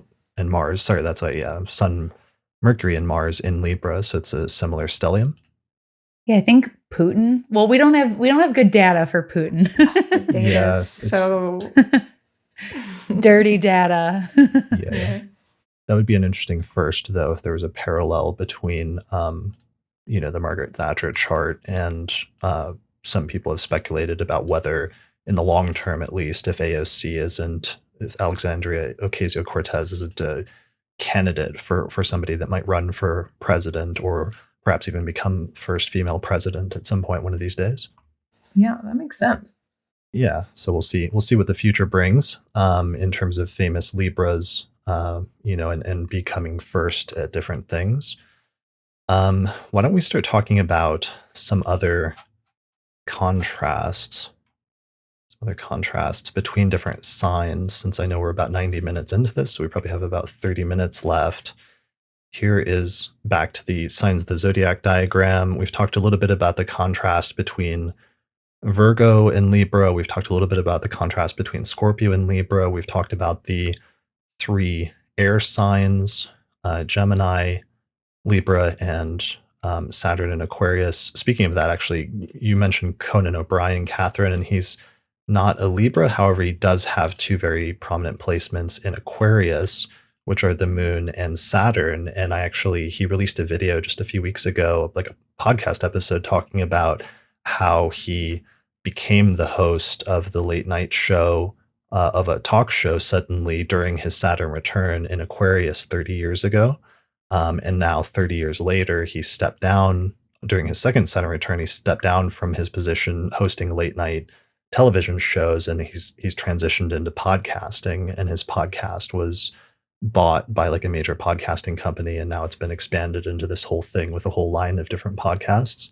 So there's something there about the air signs and like interviews and like podcasting and different things like that we've really touched on here that seems important and seems prominent. Yeah. And can I add one thing onto that real quick? Yeah. Libras and music. That's like another way of like interfacing and engaging with an audience. It's something I found a lot of in my research. Libra musicians. And Randon and I were actually talking about how we both have guitars behind us. That's fun. The same exact position. Yeah, just being like Libras just having this affinity for music. And in my research, I found just like Bruce Springsteen has a Libra stellium, Tom Petty, John Lennon, Paul Simon is a Libra, like all these like really likable, popular rock musicians that aren't like, the music isn't too confronting, right? Like a lot of people, they appeal to a lot of people, is a very Libra thing. Yeah, and like Doja Cat even, I think, has extreme mass appeal. This music is just fun. It's pop. It's not hurting anyone. Beyonce, incredibly famous. Libra stellium. There's Beyonce's mass appeal. Yeah. There's Beyonce's chart with Mercury, Saturn, Jupiter, Venus, and Pluto all in the sign of Libra. Boom. Wow. And she's one of the most famous artists, like musicians of our like current time period of the past decade. I'm sure she's like a record breaker as well in this like cardinal Libra sense. She has to be like the first woman to do something with music. I don't have the Beyonce facts off the top of my head. I wish I did. I think, but I bet. Jay-Z has some Libra placements too. And another Libra person is Freddie Mercury. We don't have a time chart for Freddie Mercury, but Freddie, was a pianist and the lead singer of Queen. And Queen was sort of like this eclectic bunch of musicians where they described in the documentary and in the movie, like, we probably shouldn't all be in this band together. And actually, guitarist Brian May has some Libra placements too. So yeah, I really like that. Just, to be able to like charm an audience and create something beautiful. I think Libra has like a lot of connection with music, being ruled by Venus and being like an instrument, basically. Yeah, harmony. I think music makes sense. Okay. I was going to say music makes more sense with Libra than it does with Taurus, but Taurus has to do with singing and these sorts in the ears and all these things. But I was just thinking about how, like the conceptual Venusian side rather than the visual, but I'm going to like walk it back here. Because, no, you're right. Well, I mean, Libra is diurnal. It has to do with vision. And so I think like a visual cohesion also makes sense. And maybe music isn't so visual. Composition. Well, the thing is that music is math. It really is math. And like you can play by ear, which is one thing, or you can like understand the system, which is Saturn, and the timing, Saturn, that you get from Libra too. And to create harmony. Like it's such a Libra thing. No, but you're right though about Taurus. Like Taurus produces a lot of really strong vocalists. Mm-hmm. This is reminding me, both Freddie Mercury and Beyonce both are sun sign Virgos, but then they have those stelliums in Libra. And I think there's something to be said about the performance aspect of music that was so important for both of them and be able to create an image and to like kind of craft their image in some way being super important to their success and their lasting memory, not just the sort of the Virgo, like the technical aspect of the music being good or knowing instruments or other things like that, or singing in most instances, but also just the presentation of things and being groundbreaking in terms of that. But there's another aspect to music that might tie things in, which is just that there's a matter of harmony, but also connecting and like rhyming together words, rhyming together sentences and things like that is a very kind of Libra thing because it involves like the reconciliation or taking words and making them fit together that otherwise wouldn't fit together just through how the word sounds and there being like a similarity to the sound of the word. Totally. Yeah. Songwriters and rappers, lots of Libras. Well, it's that thing where a lot of people don't know the actual lyrics to a song, but the song might still be really popular and people might even really like sing along with it without truly understanding the lyrics or what's underlying the lyrics of like why the musician chose certain lyrics, but that it just sounds good or that there's something away about the sound of that is aesthetically appealing in some ways. Yeah, kind of like nonsense or surreal lyrics, you mean? Right. Yeah. Or yeah, just different things like that. Similarly, I mean, it makes me think of another famous Libra in terms of rappers, and we don't have a for sure like time chart for him, but the chart of Eminem, who is a Sun, Uranus, Mars, and Pluto in Libra, and then also Venus in Virgo and Mercury in Scorpio. So it's kind of like a combination of all of those things, but that he's widely regarded as like a lyrical genius because of his innovative ways of rhyming different lines and even different words that otherwise shouldn't go together, but like finding a way to put them together like puzzle pieces. I think Future has a Libra stellium, and so does Lil Wayne. Just gonna like Lil Wayne put those out there. Does, yeah. Frank Ocean has Mars in Libra. Sting has like a ton of placements in Libra. Yeah, it's something you see a lot when you start looking at musicians' charts. Lyrical. Yeah, lyrical and the ability to like convey something with words that is appealing or yeah, there's something there. And in terms of like pop stars that have like huge stage presence, I found an overwhelming list. Like when I looked up celebrities who have placements with Jupiter and Libra, oh my God, that list was just, all the biggest stars like Madonna, Beyonce, Michael Jackson, Jennifer Lopez, Freddie Mercury, Prince, Mariah Carey, Jay-Z, Justin Timberlake, Mozart. Definitely like was holding court in his day, so Cher is on that list too. Just like Alicia Keys, some powerhouses on that list. Nice. All right, let's get to some other contrast with the signs of the zodiac. What other signs have we not contrasted yet that would be good to contrast? One of the things is we've talked about the triplicities and the air triplicity, and those three signs having a number of things in common based on the element of air. One of the other groupings is the modalities, and Libra is a cardinal sign. We've talked about how that connects with Mars as a cardinal sign. The other two cardinal signs that we haven't really touched on at all are Cancer and Capricorn. What are some similarities or some differences between Libra and Cancer and Capricorn as three of the cardinal signs? I actually had this thought earlier when we were talking about how Libras, they get someone else to do it for them. I think that's such a Capricorn trait. My family, I have a lot of Capricorn women that I lived with, and they would always just be like, oh, can you do this? Like, I just don't feel like getting up and getting a glass of water. Like, can you just go do it for me? And I think delegating and kind of being in charge and just like saying, can you do this? Can you do this? Thanks. That's like such a cardinal sign thing. Ooh, delegating. The delegating of responsibility to another. Mm-hmm. Okay, but do you think... go ahead, Chris. And with Capricorn, that sometimes puts in the position where they get the reputation of being good, like managers, or at least being managers of things. Yeah, but people don't realize that Cancer also is kind of bossy. They kind of are. They can tell people what to do. Yeah. I don't mean that in a negative way. But, no. I mean, Cancer. They're leaders.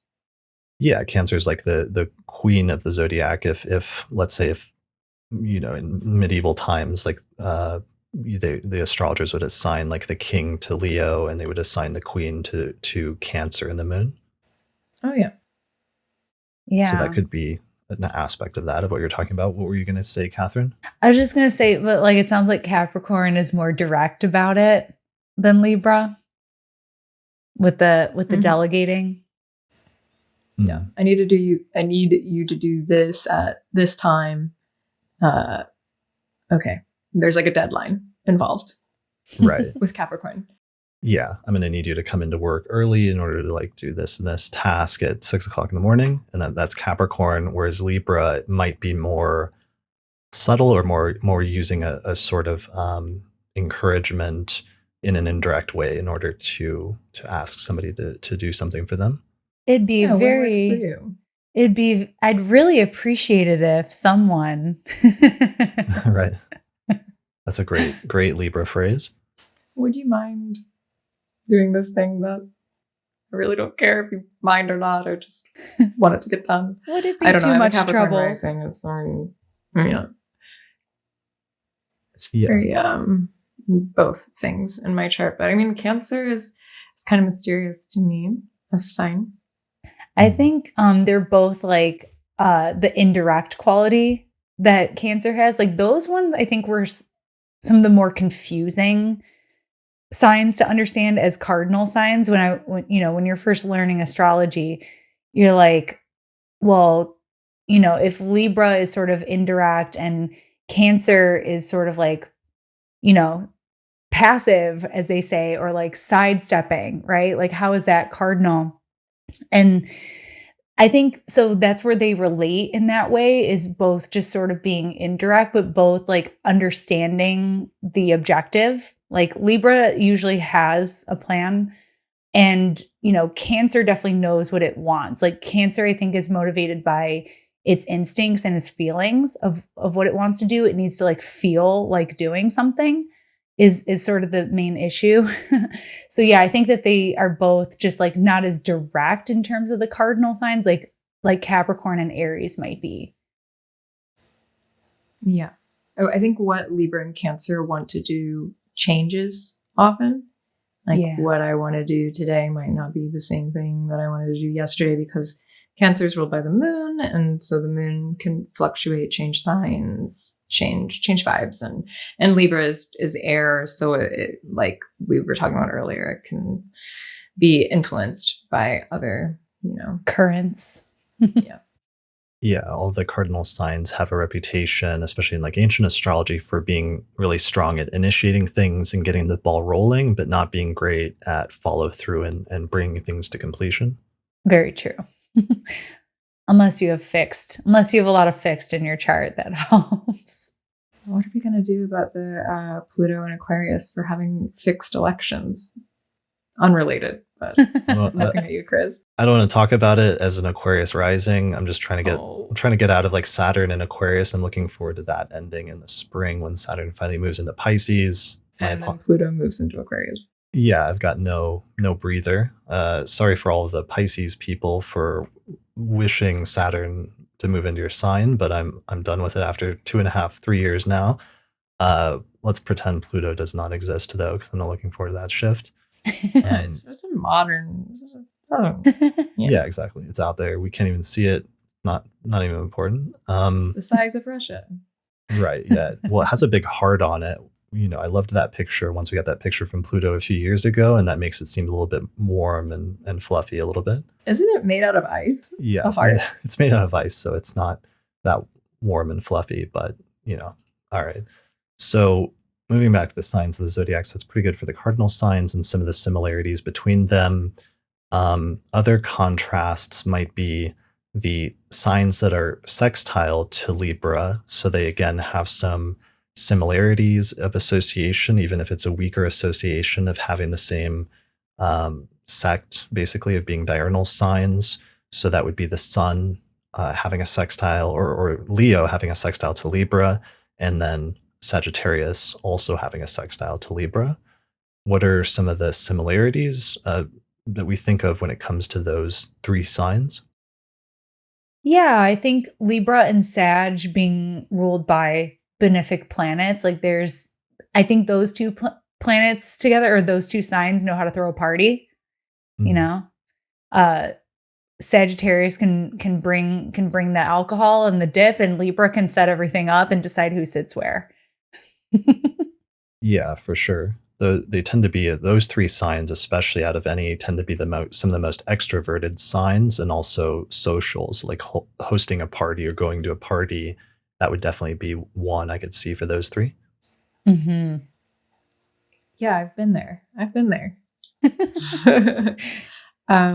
Yeah, I feel like Leo and Libra share this what's the dress code similarity, where as much as I hate wearing the same thing as everybody and kind of want people to just feel comfortable and wear whatever they want, I feel like Leo loves to be like, okay, the theme is this. We're all gonna wear little hats. And then and then Libra will be like, okay, I have my little hat, and it's great. Or Libra will show up and be really upset if they're not wearing the little hat.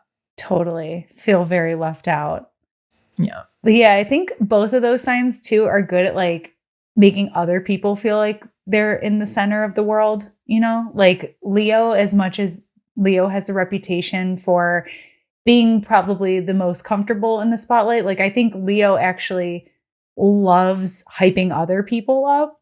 And I think Libra, with so much focus on the other person, there's like a feeling celebrated in their presence.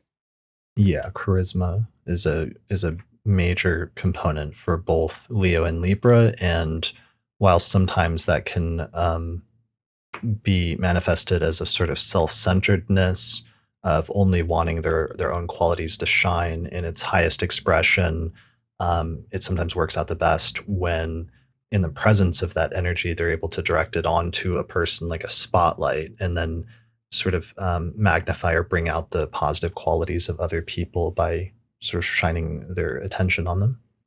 Yeah, Leo's a lot more direct with that sort of motive.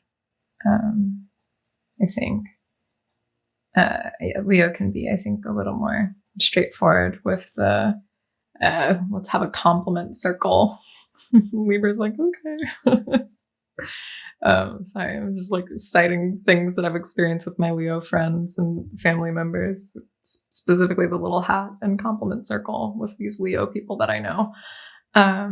Yeah, and Sagittarius also can really, I think, be extremely generous and have this similar quality as Leo and Libra with making someone feel special. I think with Sagittarius, you're like, oh yeah, just take it, just go ahead, like it's yours. Like I'll, yeah, generosity, this Jupiterian sort of gift giving. Yeah, generosity, that's a good one. And or sort of like a beneficence or goodwill sometimes is one of its most positive or highest expressions. And the act of wanting to do something or to give something, not entire without sometimes without motivation necessarily, can be one of the most positive expressions. Oh yeah. Yeah, I think the sort of Sagittarius, I don't think really has a motivation or like ulterior motive with the generosity all the time, because it's a fire sign. It's just like, okay, I'm gonna make it rain now. Like let's go. As much dip, as much booze as you want. Like it's just for the sake of having fun. This sort of generosity with the fire signs. It's so funny how, yeah, Libra does have these sextiles to fire signs, and Libra itself is a cold and kind of a Saturnian sign. Yeah, that's a good point because it's otherwise, with Aries, it's acting as the colder opposition to the fieriness of Aries, and sometimes like putting a damper on Aries is, in Mars especially, it's like over exuberance and over directness or bluntness. It often ends up playing that role of cooling things down, but in the context of its relationship to Leo and Sagittarius, it's actually playing more of a complementary role, with the three of those being all like extroverted signs.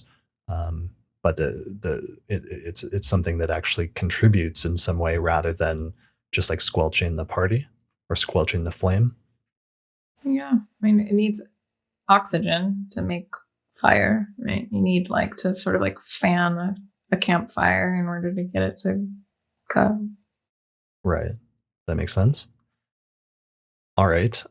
So let's see, going back, what other signs? We haven't talked about, we've talked about two of the signs that are in aversion, which are Virgo and Scorpio. And those are more obvious because Libra is like part of that sequence of the planets, move through Virgo and then into Libra and then into Scorpio. And so you can kind of see the corrective quality for each of those signs that follow after the previous one.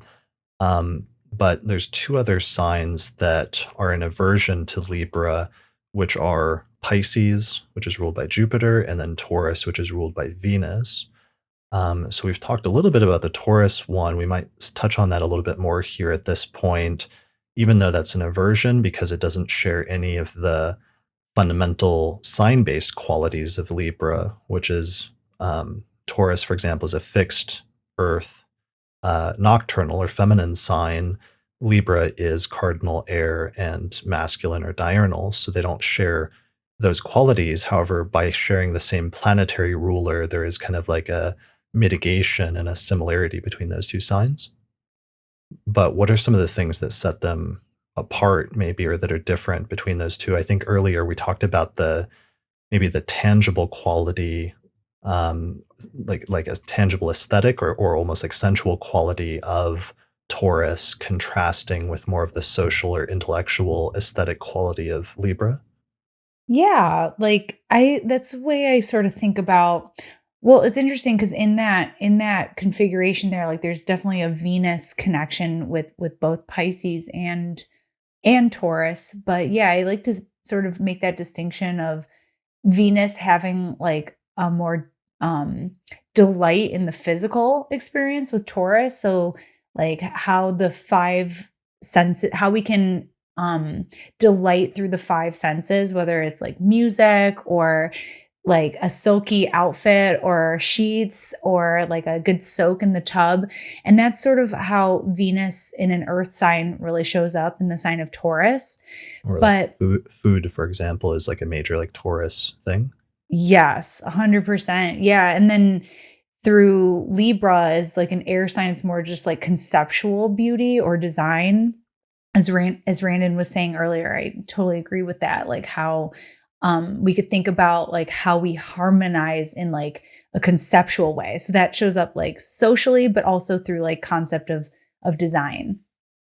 Yeah, that makes sense. It makes me think of like interior design as like a major Libra thing, as opposed to Taurus would be more like, um, somebody who is a chef and creates like beautiful things out of food, but they're not just beautiful for the sake of being beautiful or being symmetrical pieces to look at, but instead they're like something to like eat and consume and like become part of you or to enjoy on that sensual level of like taste.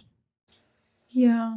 I don't want to sound like negative, but I think Taurus can be like the actual like sensory kind of art being like an expression of emotion and like physical form and beauty and these things, and then Libra is like the kind of conceptual fluxus like of like what is this is an art type of art where it's like we're getting way too ahead of ourselves here, like this is a TV that's in cement. It's not like a beautiful painting or like something that like expresses like emotion. It's like something more social.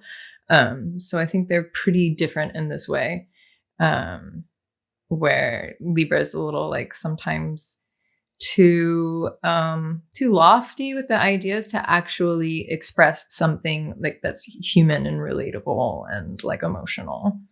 I mean, there are great Libra artists who can make something beautiful, I'm sure, but like sometimes it could be like almost like anti-art, it seems, with what Libra's making. That makes me, well, a little bit makes me think of like Yoko Ono, for example, who has Libra rising, and there's like a heavy Aquarius component to that as well because she has Venus in Aquarius with Saturn and the Sun.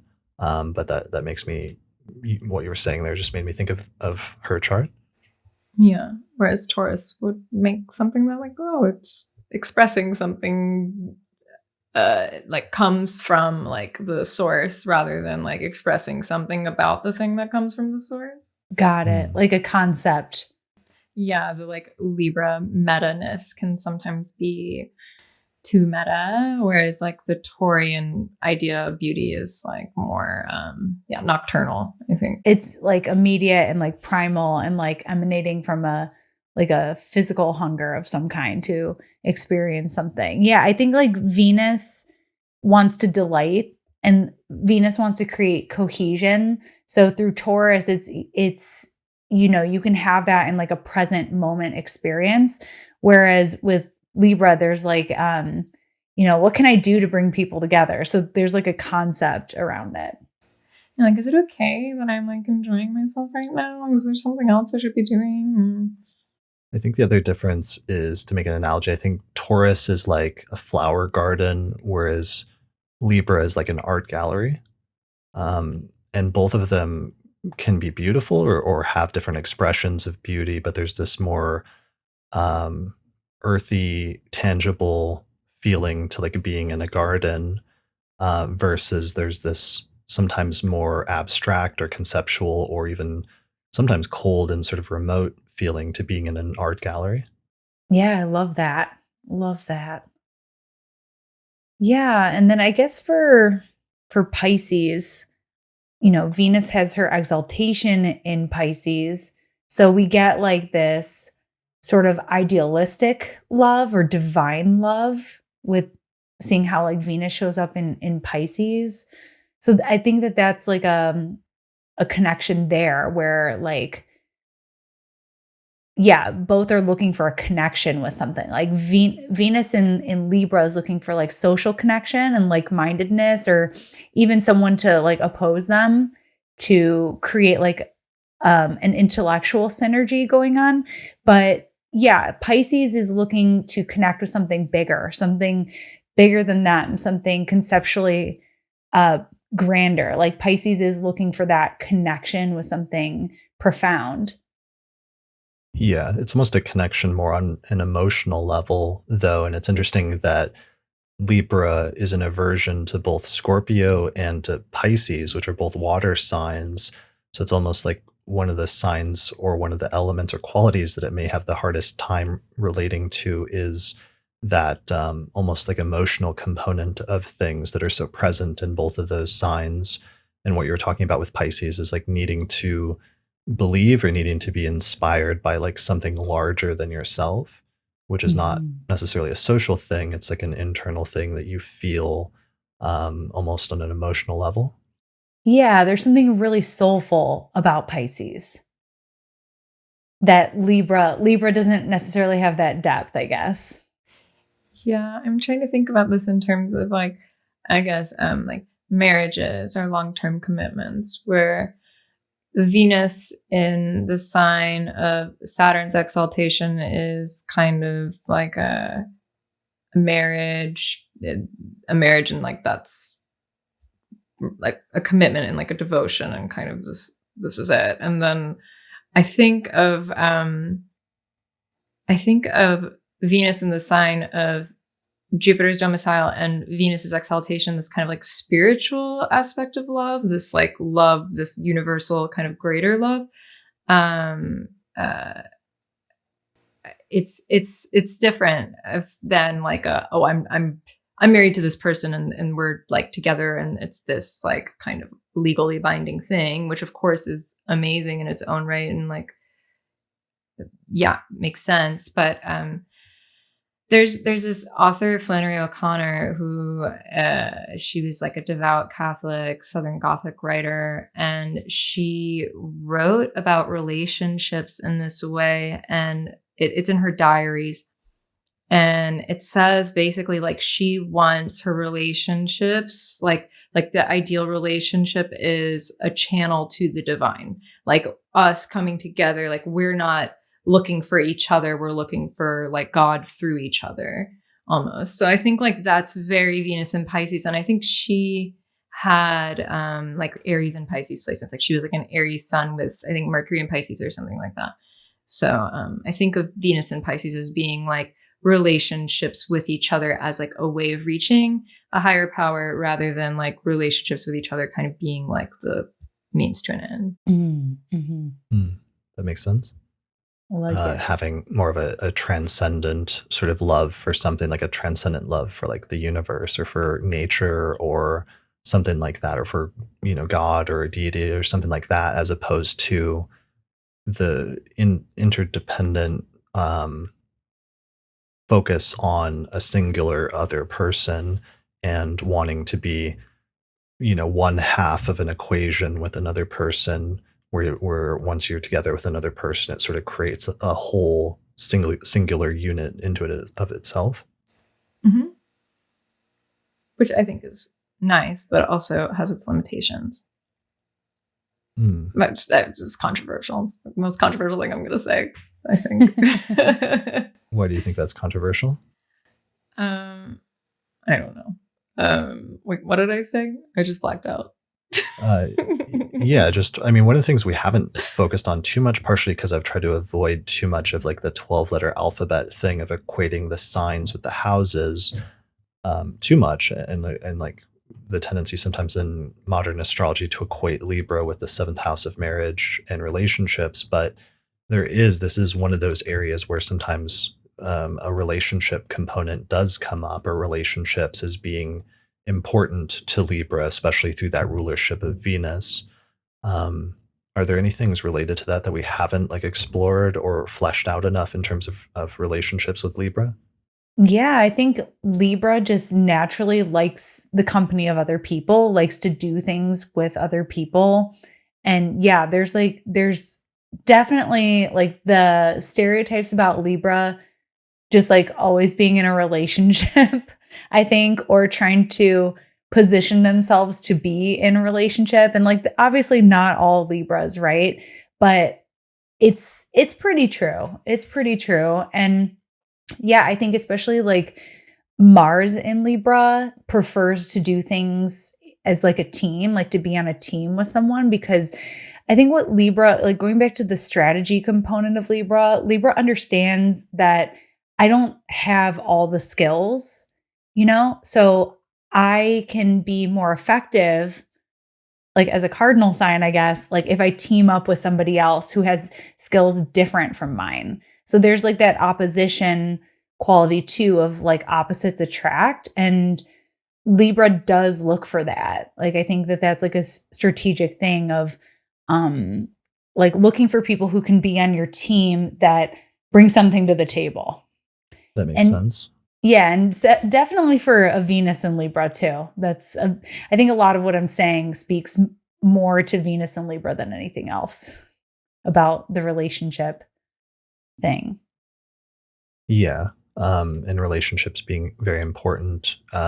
Camille Michelle Gray, who's put together some of the example charts I was looking at for this episode, flagged one of them, which is a really prominent relationship in recent times, is Meghan Markle, who was married to Prince Harry, and she has Cancer rising, and the ruler of her ascendant is the moon, which is in Libra, along with Saturn and Jupiter and Pluto and the IC in the fourth whole sign house.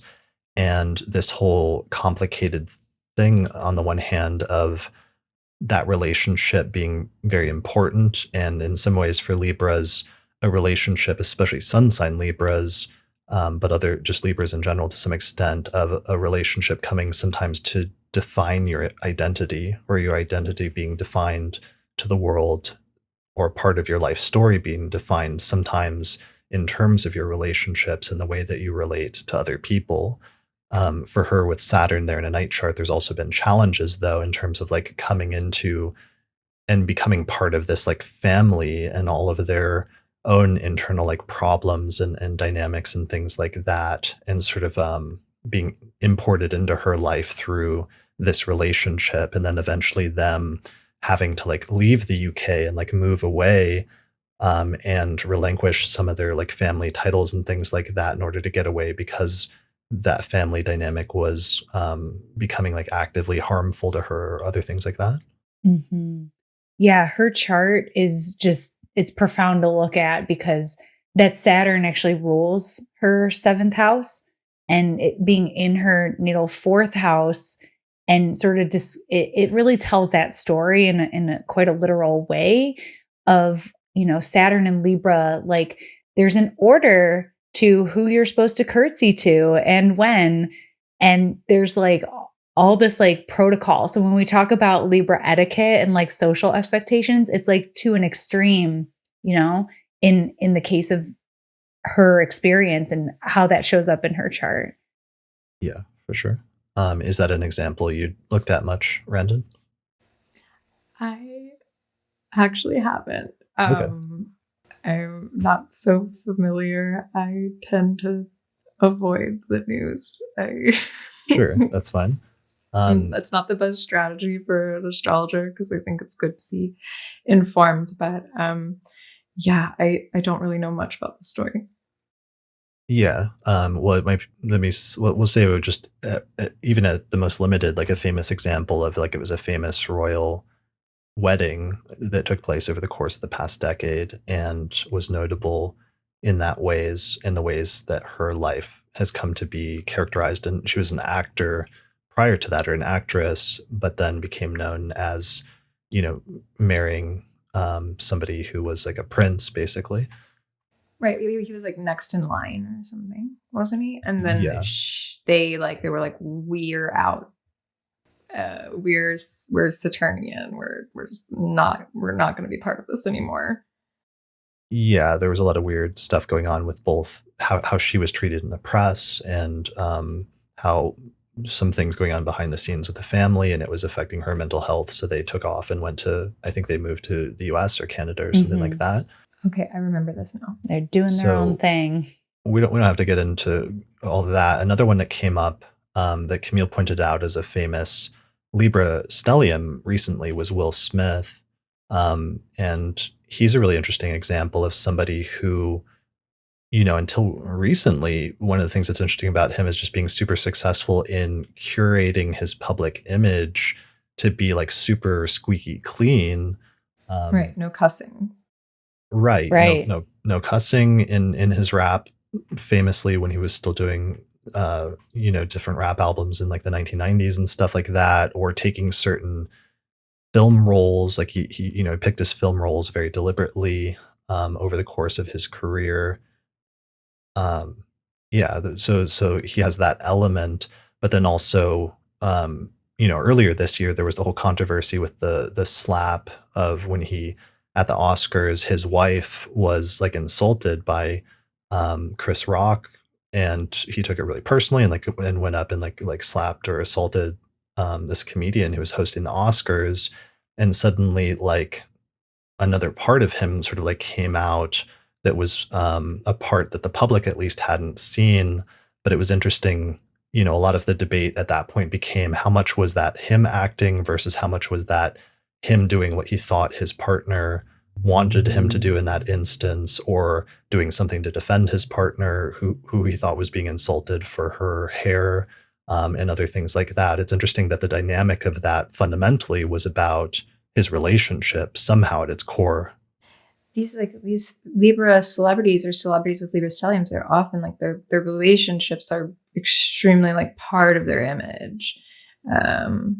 But Kim Kardashian, Beyonce, Will and Jada Pinkett Smith, like the relationships are just such part of their image and their story. Gwen Stefani in the public eye. Bill Clinton. Yes. Even one of the ones I mentioned him briefly earlier, Eminem. If you think about like a lot of his early albums are like complaining about his like ex-girlfriend, basically, or his girlfriend, his mom. Yeah, right. Or saying that he'll murder them in very eloquent rapping ways, very Libra-like. Gosh. So that's a really good point about the Libra and sometimes like relationships being part of the person's public image in some ways. That reminds me of a chart I found, of a Libra stellium chart I found. Nick Cannon. He has like sun, moon, several planets in his Libra 5th house, and he's known for having like 10 kids. So yeah, and like all the different relationships there.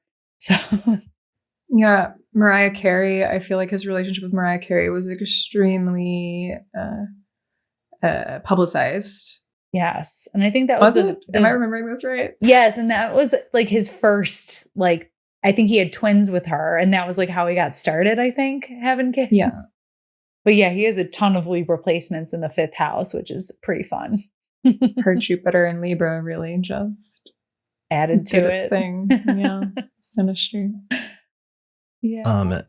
Also meant to clarify earlier when I was talking about Eminem, talking about murdering his like ex-partners is not actually a good thing that I was glorifying. I was just mentioning it in terms of him having that Mars-Pluto conjunction there, and some of the things that come along with that, or the ways that he's expressed that in better or worse ways. The lyrics are definitely so Mars-Pluto. An old song came on. I was at like a salon, and an Eminem song came on. I was like, oh my God, he's talking about his mom like this. Jeez. Right. Yeah. Awful. Maybe he didn't really do that, and he did it in like this Libra, like passive way through his music. Yeah. Right. And then the Mercury and Scorpio also plays a role in that. But one other one that we didn't mention that had come up earlier was Beyonce. And then it makes me think of her, even though she's created and defined herself very much in her own terms, how she was initially defined partially in terms of the group that she was in, Destiny's Child, like early in her career. Yeah. But then separating herself from that, being part of the her defining story when she eventually like transcended it and went beyond that group. But then also around that time, you also have her marriage to Jay-Z and them collaborating and then building this empire together in different ways. And the interesting interdependence, but also going back and forth between dependence on another and defining yourself in terms of another, but then also sometimes balancing the scales and going it alone and swinging outside of that to develop and present yourself independently. I feel like that's part of the ongoing narrative as well. It's not just doing it with somebody else, but also sometimes going in and out of the partnership in terms of developing your identity. Oh, definitely. Yeah, that's a huge part of the Libra journey is like learn how to stand on your own 2 feet. It's so important. And it's part of the balance, right?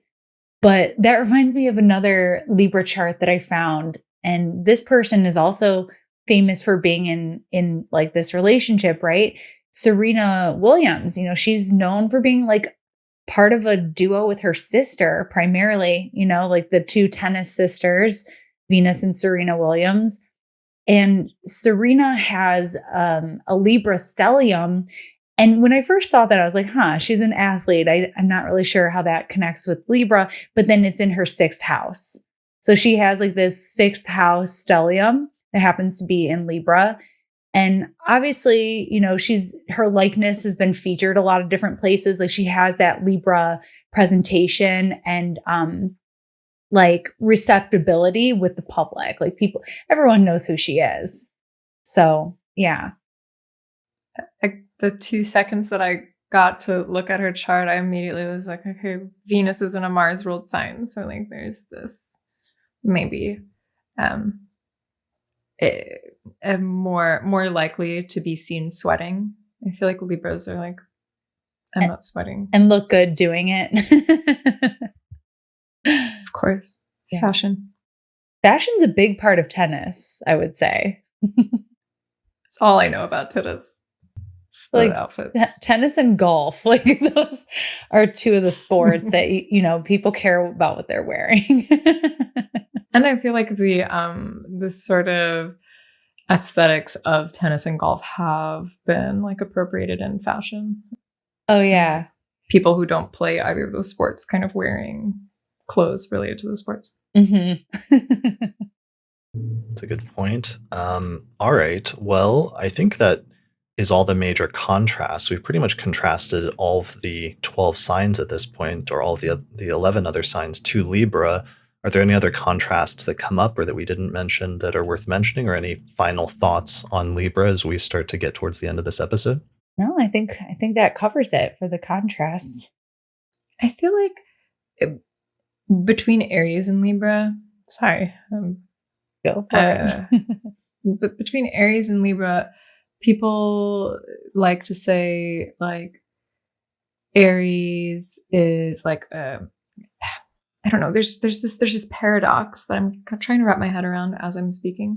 Excuse me, but Aries is ruled by Mars. It seems to be so about like the separation of people, while Venus Libra ruled by Venus seems to be about people coming together, like marriage and union and social harmony. But really, sometimes the more I think about these 2 signs in contrast to each other, Aries seems to be also more so about unity and the oneness and this sort of like wholeness that already exists. And then Libra is not so whole. It's 2 parts. So it's ironically they balance each other out, but I feel like they have this paradox that exists between them. That's a really good point, because like Aries, just in terms of numerology, it's like the starting point. It is 1. It is the conjunction. So there's nothing outside of it. It is like a whole, and it is complete unto itself. And the completeness of like being independent in some ways, versus when you get to Libra in the opposition, that's when you have 2 points. So suddenly there's like duality, and there's 2-ness, and there's otherness. And they are the same sides of the same coin, though, so that there are qualities of both in each of them. Mm-hmm. Gosh, just like as a Libra stellium person, like I need Aries. Aries do have this warmth and this ability to make you feel comfortable in their presence, I think. And I don't know if that's just a general thing we could say about Aries, or if, I feel especially warmed up by them being a Libra, but I feel like that fire energy that Aries brings, like there is like this quality of like, yeah, and like getting amped up about something, and it's easy to sort of like get into it with them. And so they do have this ability to, there's that charisma that I think Aries gets, maybe from being opposite Libra, like being able to pull in some of that charisma that we normally associate with Libra. I think Aries really does have it. But they have it in a way that is just so genuine. And yeah, I think Libras need Aries and Aries need Libras. Yeah, and then just to go back to the point you were making, Randon, about it's not just Mars is not always the one that's like severing or separating things, but because Libra represents the concept of like two or of duality, there is a separation inherent in Libra in and of itself as well, essentially, right? Yeah, I think so. But it's just so ironic because it's ruled by Venus and we're all about cohesion and things kind of coming together. And then Aries gets all of the heat, I think. When I feel like Libra does some bad stuff in terms of like the world, politics. Yeah, there can be some contentiousness there as well, and some opposition sort of acting to Libra, or Libra acting in the opposition category, or in pulling things apart. So maybe part of that is just sometimes we have too one-dimensional view of the nature of like Venus and the Venus archetype, when especially like in ancient astrology or in different types of astrology, you had like the morning star Venus versus like the evening star Venus. And sometimes that concept of the morning star Venus being more warlike in some ways, and playing the role that we traditionally ascribe to Mars. Yeah, or this makes me think about the role of Libra as a mediator too. Like a mediator is being like a bridge, someone who's trying to bridge two things that seem to be very separate or different. And that makes me think too about how, like, in terms of the astrological glyphs, something all the air signs share is that there seem to be like these two currents. So, like in the Gemini symbol, there's like the two pillars. And then in Aquarius, you have like the two wavelengths. And then with Libra, you have what sort of looks like a sunset. But like either way, you have like these different currents that make me think about maybe like the different sides of the brain, or like a two-way street or a two-way conversation.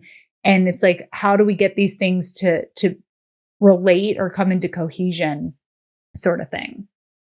Yeah, that makes sense. And just that relating or communication requires more than one person to exist. Like in order to talk to somebody, or to have the whole purpose of developing words and communication and the ability to communicate is to convey something to another party, whether it's a one-on-one communication or whether you're communicating with a group.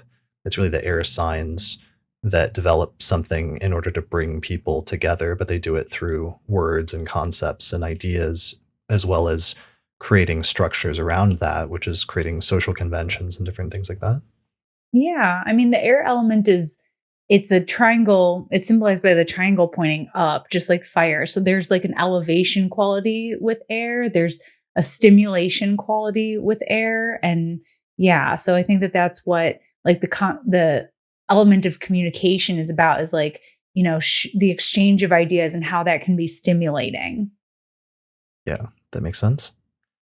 Okay, brilliant. Well, I think so. We're about 2 hours and 20 minutes. This is probably one of the longer episodes I've done on the signs of the zodiac, but I think it was worth it, and we covered a lot of ground today. So thank you both for joining me. This was great. Thanks, Chris. Yeah, it's awesome to be here. Thanks. Yeah. So I wanted to ask both of you what you're working on and where people can find out more information about your work. Catherine, you do consultations and other things through your website. Yeah, I offer one-on-one consultations for, yeah, like natal predictive work. And I also offer horary. That's another one I'm pretty big into these days. And yeah, I guess you can find me at my website, catherineurban.com. That's where you can book with me. And I'm on all platforms at Astro Catherine. So I'm on YouTube, Instagram, and Twitter. Brilliant. And you've been killing it lately with the forecasts on your YouTube channel and just pumping out like a ton of great astrology videos and stuff.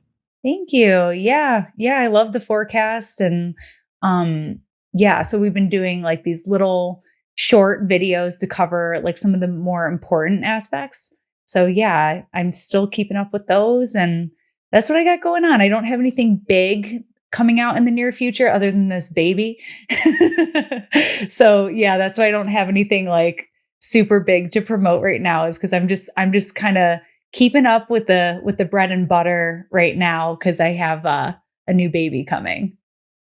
Awesome. Well, I look forward to hearing what birth chart they end up with, and maybe future episode of the podcast. We'll have to invite them on as a guest. Yeah, find out their moon sign. Right. Yeah. Yeah. Once you know for sure, do an interview about the birth chart. Okay. We'll save that for a possible later like episode in the 400s or something. Cool. All right. Randon, what do you have going on, and what do you offer?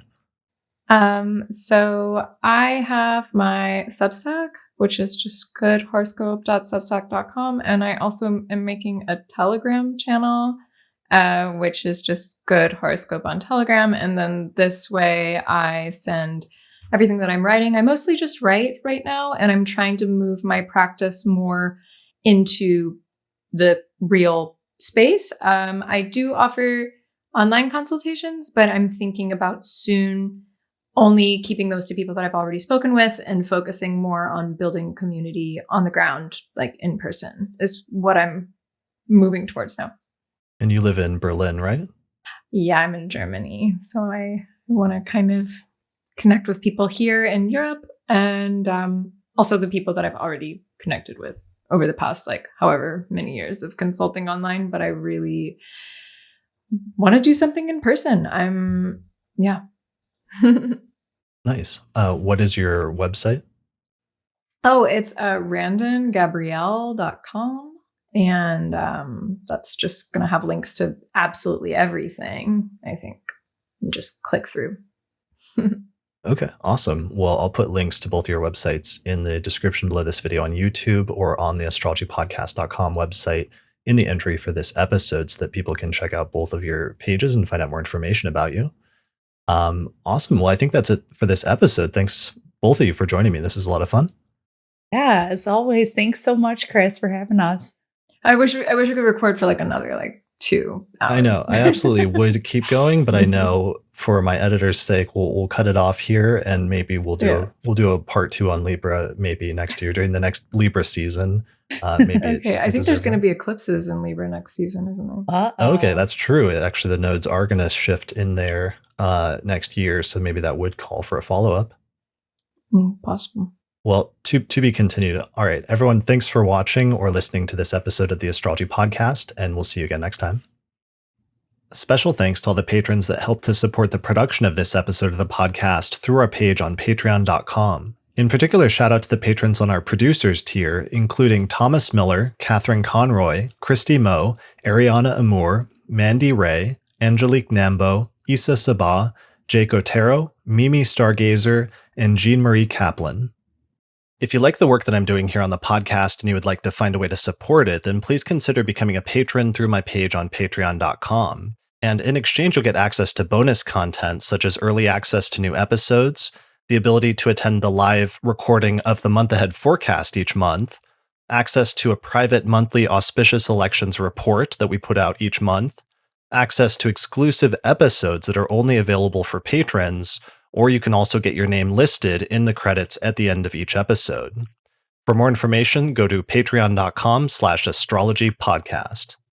The main software we use here on the podcast to look at astrological charts is called SolarFire for Windows, which is available at alabe.com, and you can use the promo code AP15 to get a 15% discount. For Mac users, we use a similar set of software by the same programming team called AstroGold for Mac OS, which is available from astrogold.io And you can use the promo code AstroPodcast15 to get a 15% discount on that as well. If you would like to learn more about the approach to astrology that I outline on the podcast, then you should check out my book titled Hellenistic Astrology, The Study of Fate and Fortune, where I traced the origins of Western astrology and reconstructed the original system that was developed about 2,000 years ago. And in this book, I outline basic concepts, but also take you into intermediate and advanced techniques for reading a birth chart, including some timing techniques. So you can find out more about the book at HellenisticaStrology.com/book. The book pairs very well with my online course on ancient astrology called the Hellenistic Astrology Course, which has over 100 hours of video lectures where I go into detail about teaching you how to read a birth chart and showing hundreds of example charts in order to really demonstrate how the techniques work in practice. So find out more information about that at theastrologyschool.com. Finally, special thanks to our sponsors, including the Mountain Astrologer magazine, available at mountainastrologer.com, and the Honeycomb Collective personal astrological almanacs and calendars, available at honeycomb.co.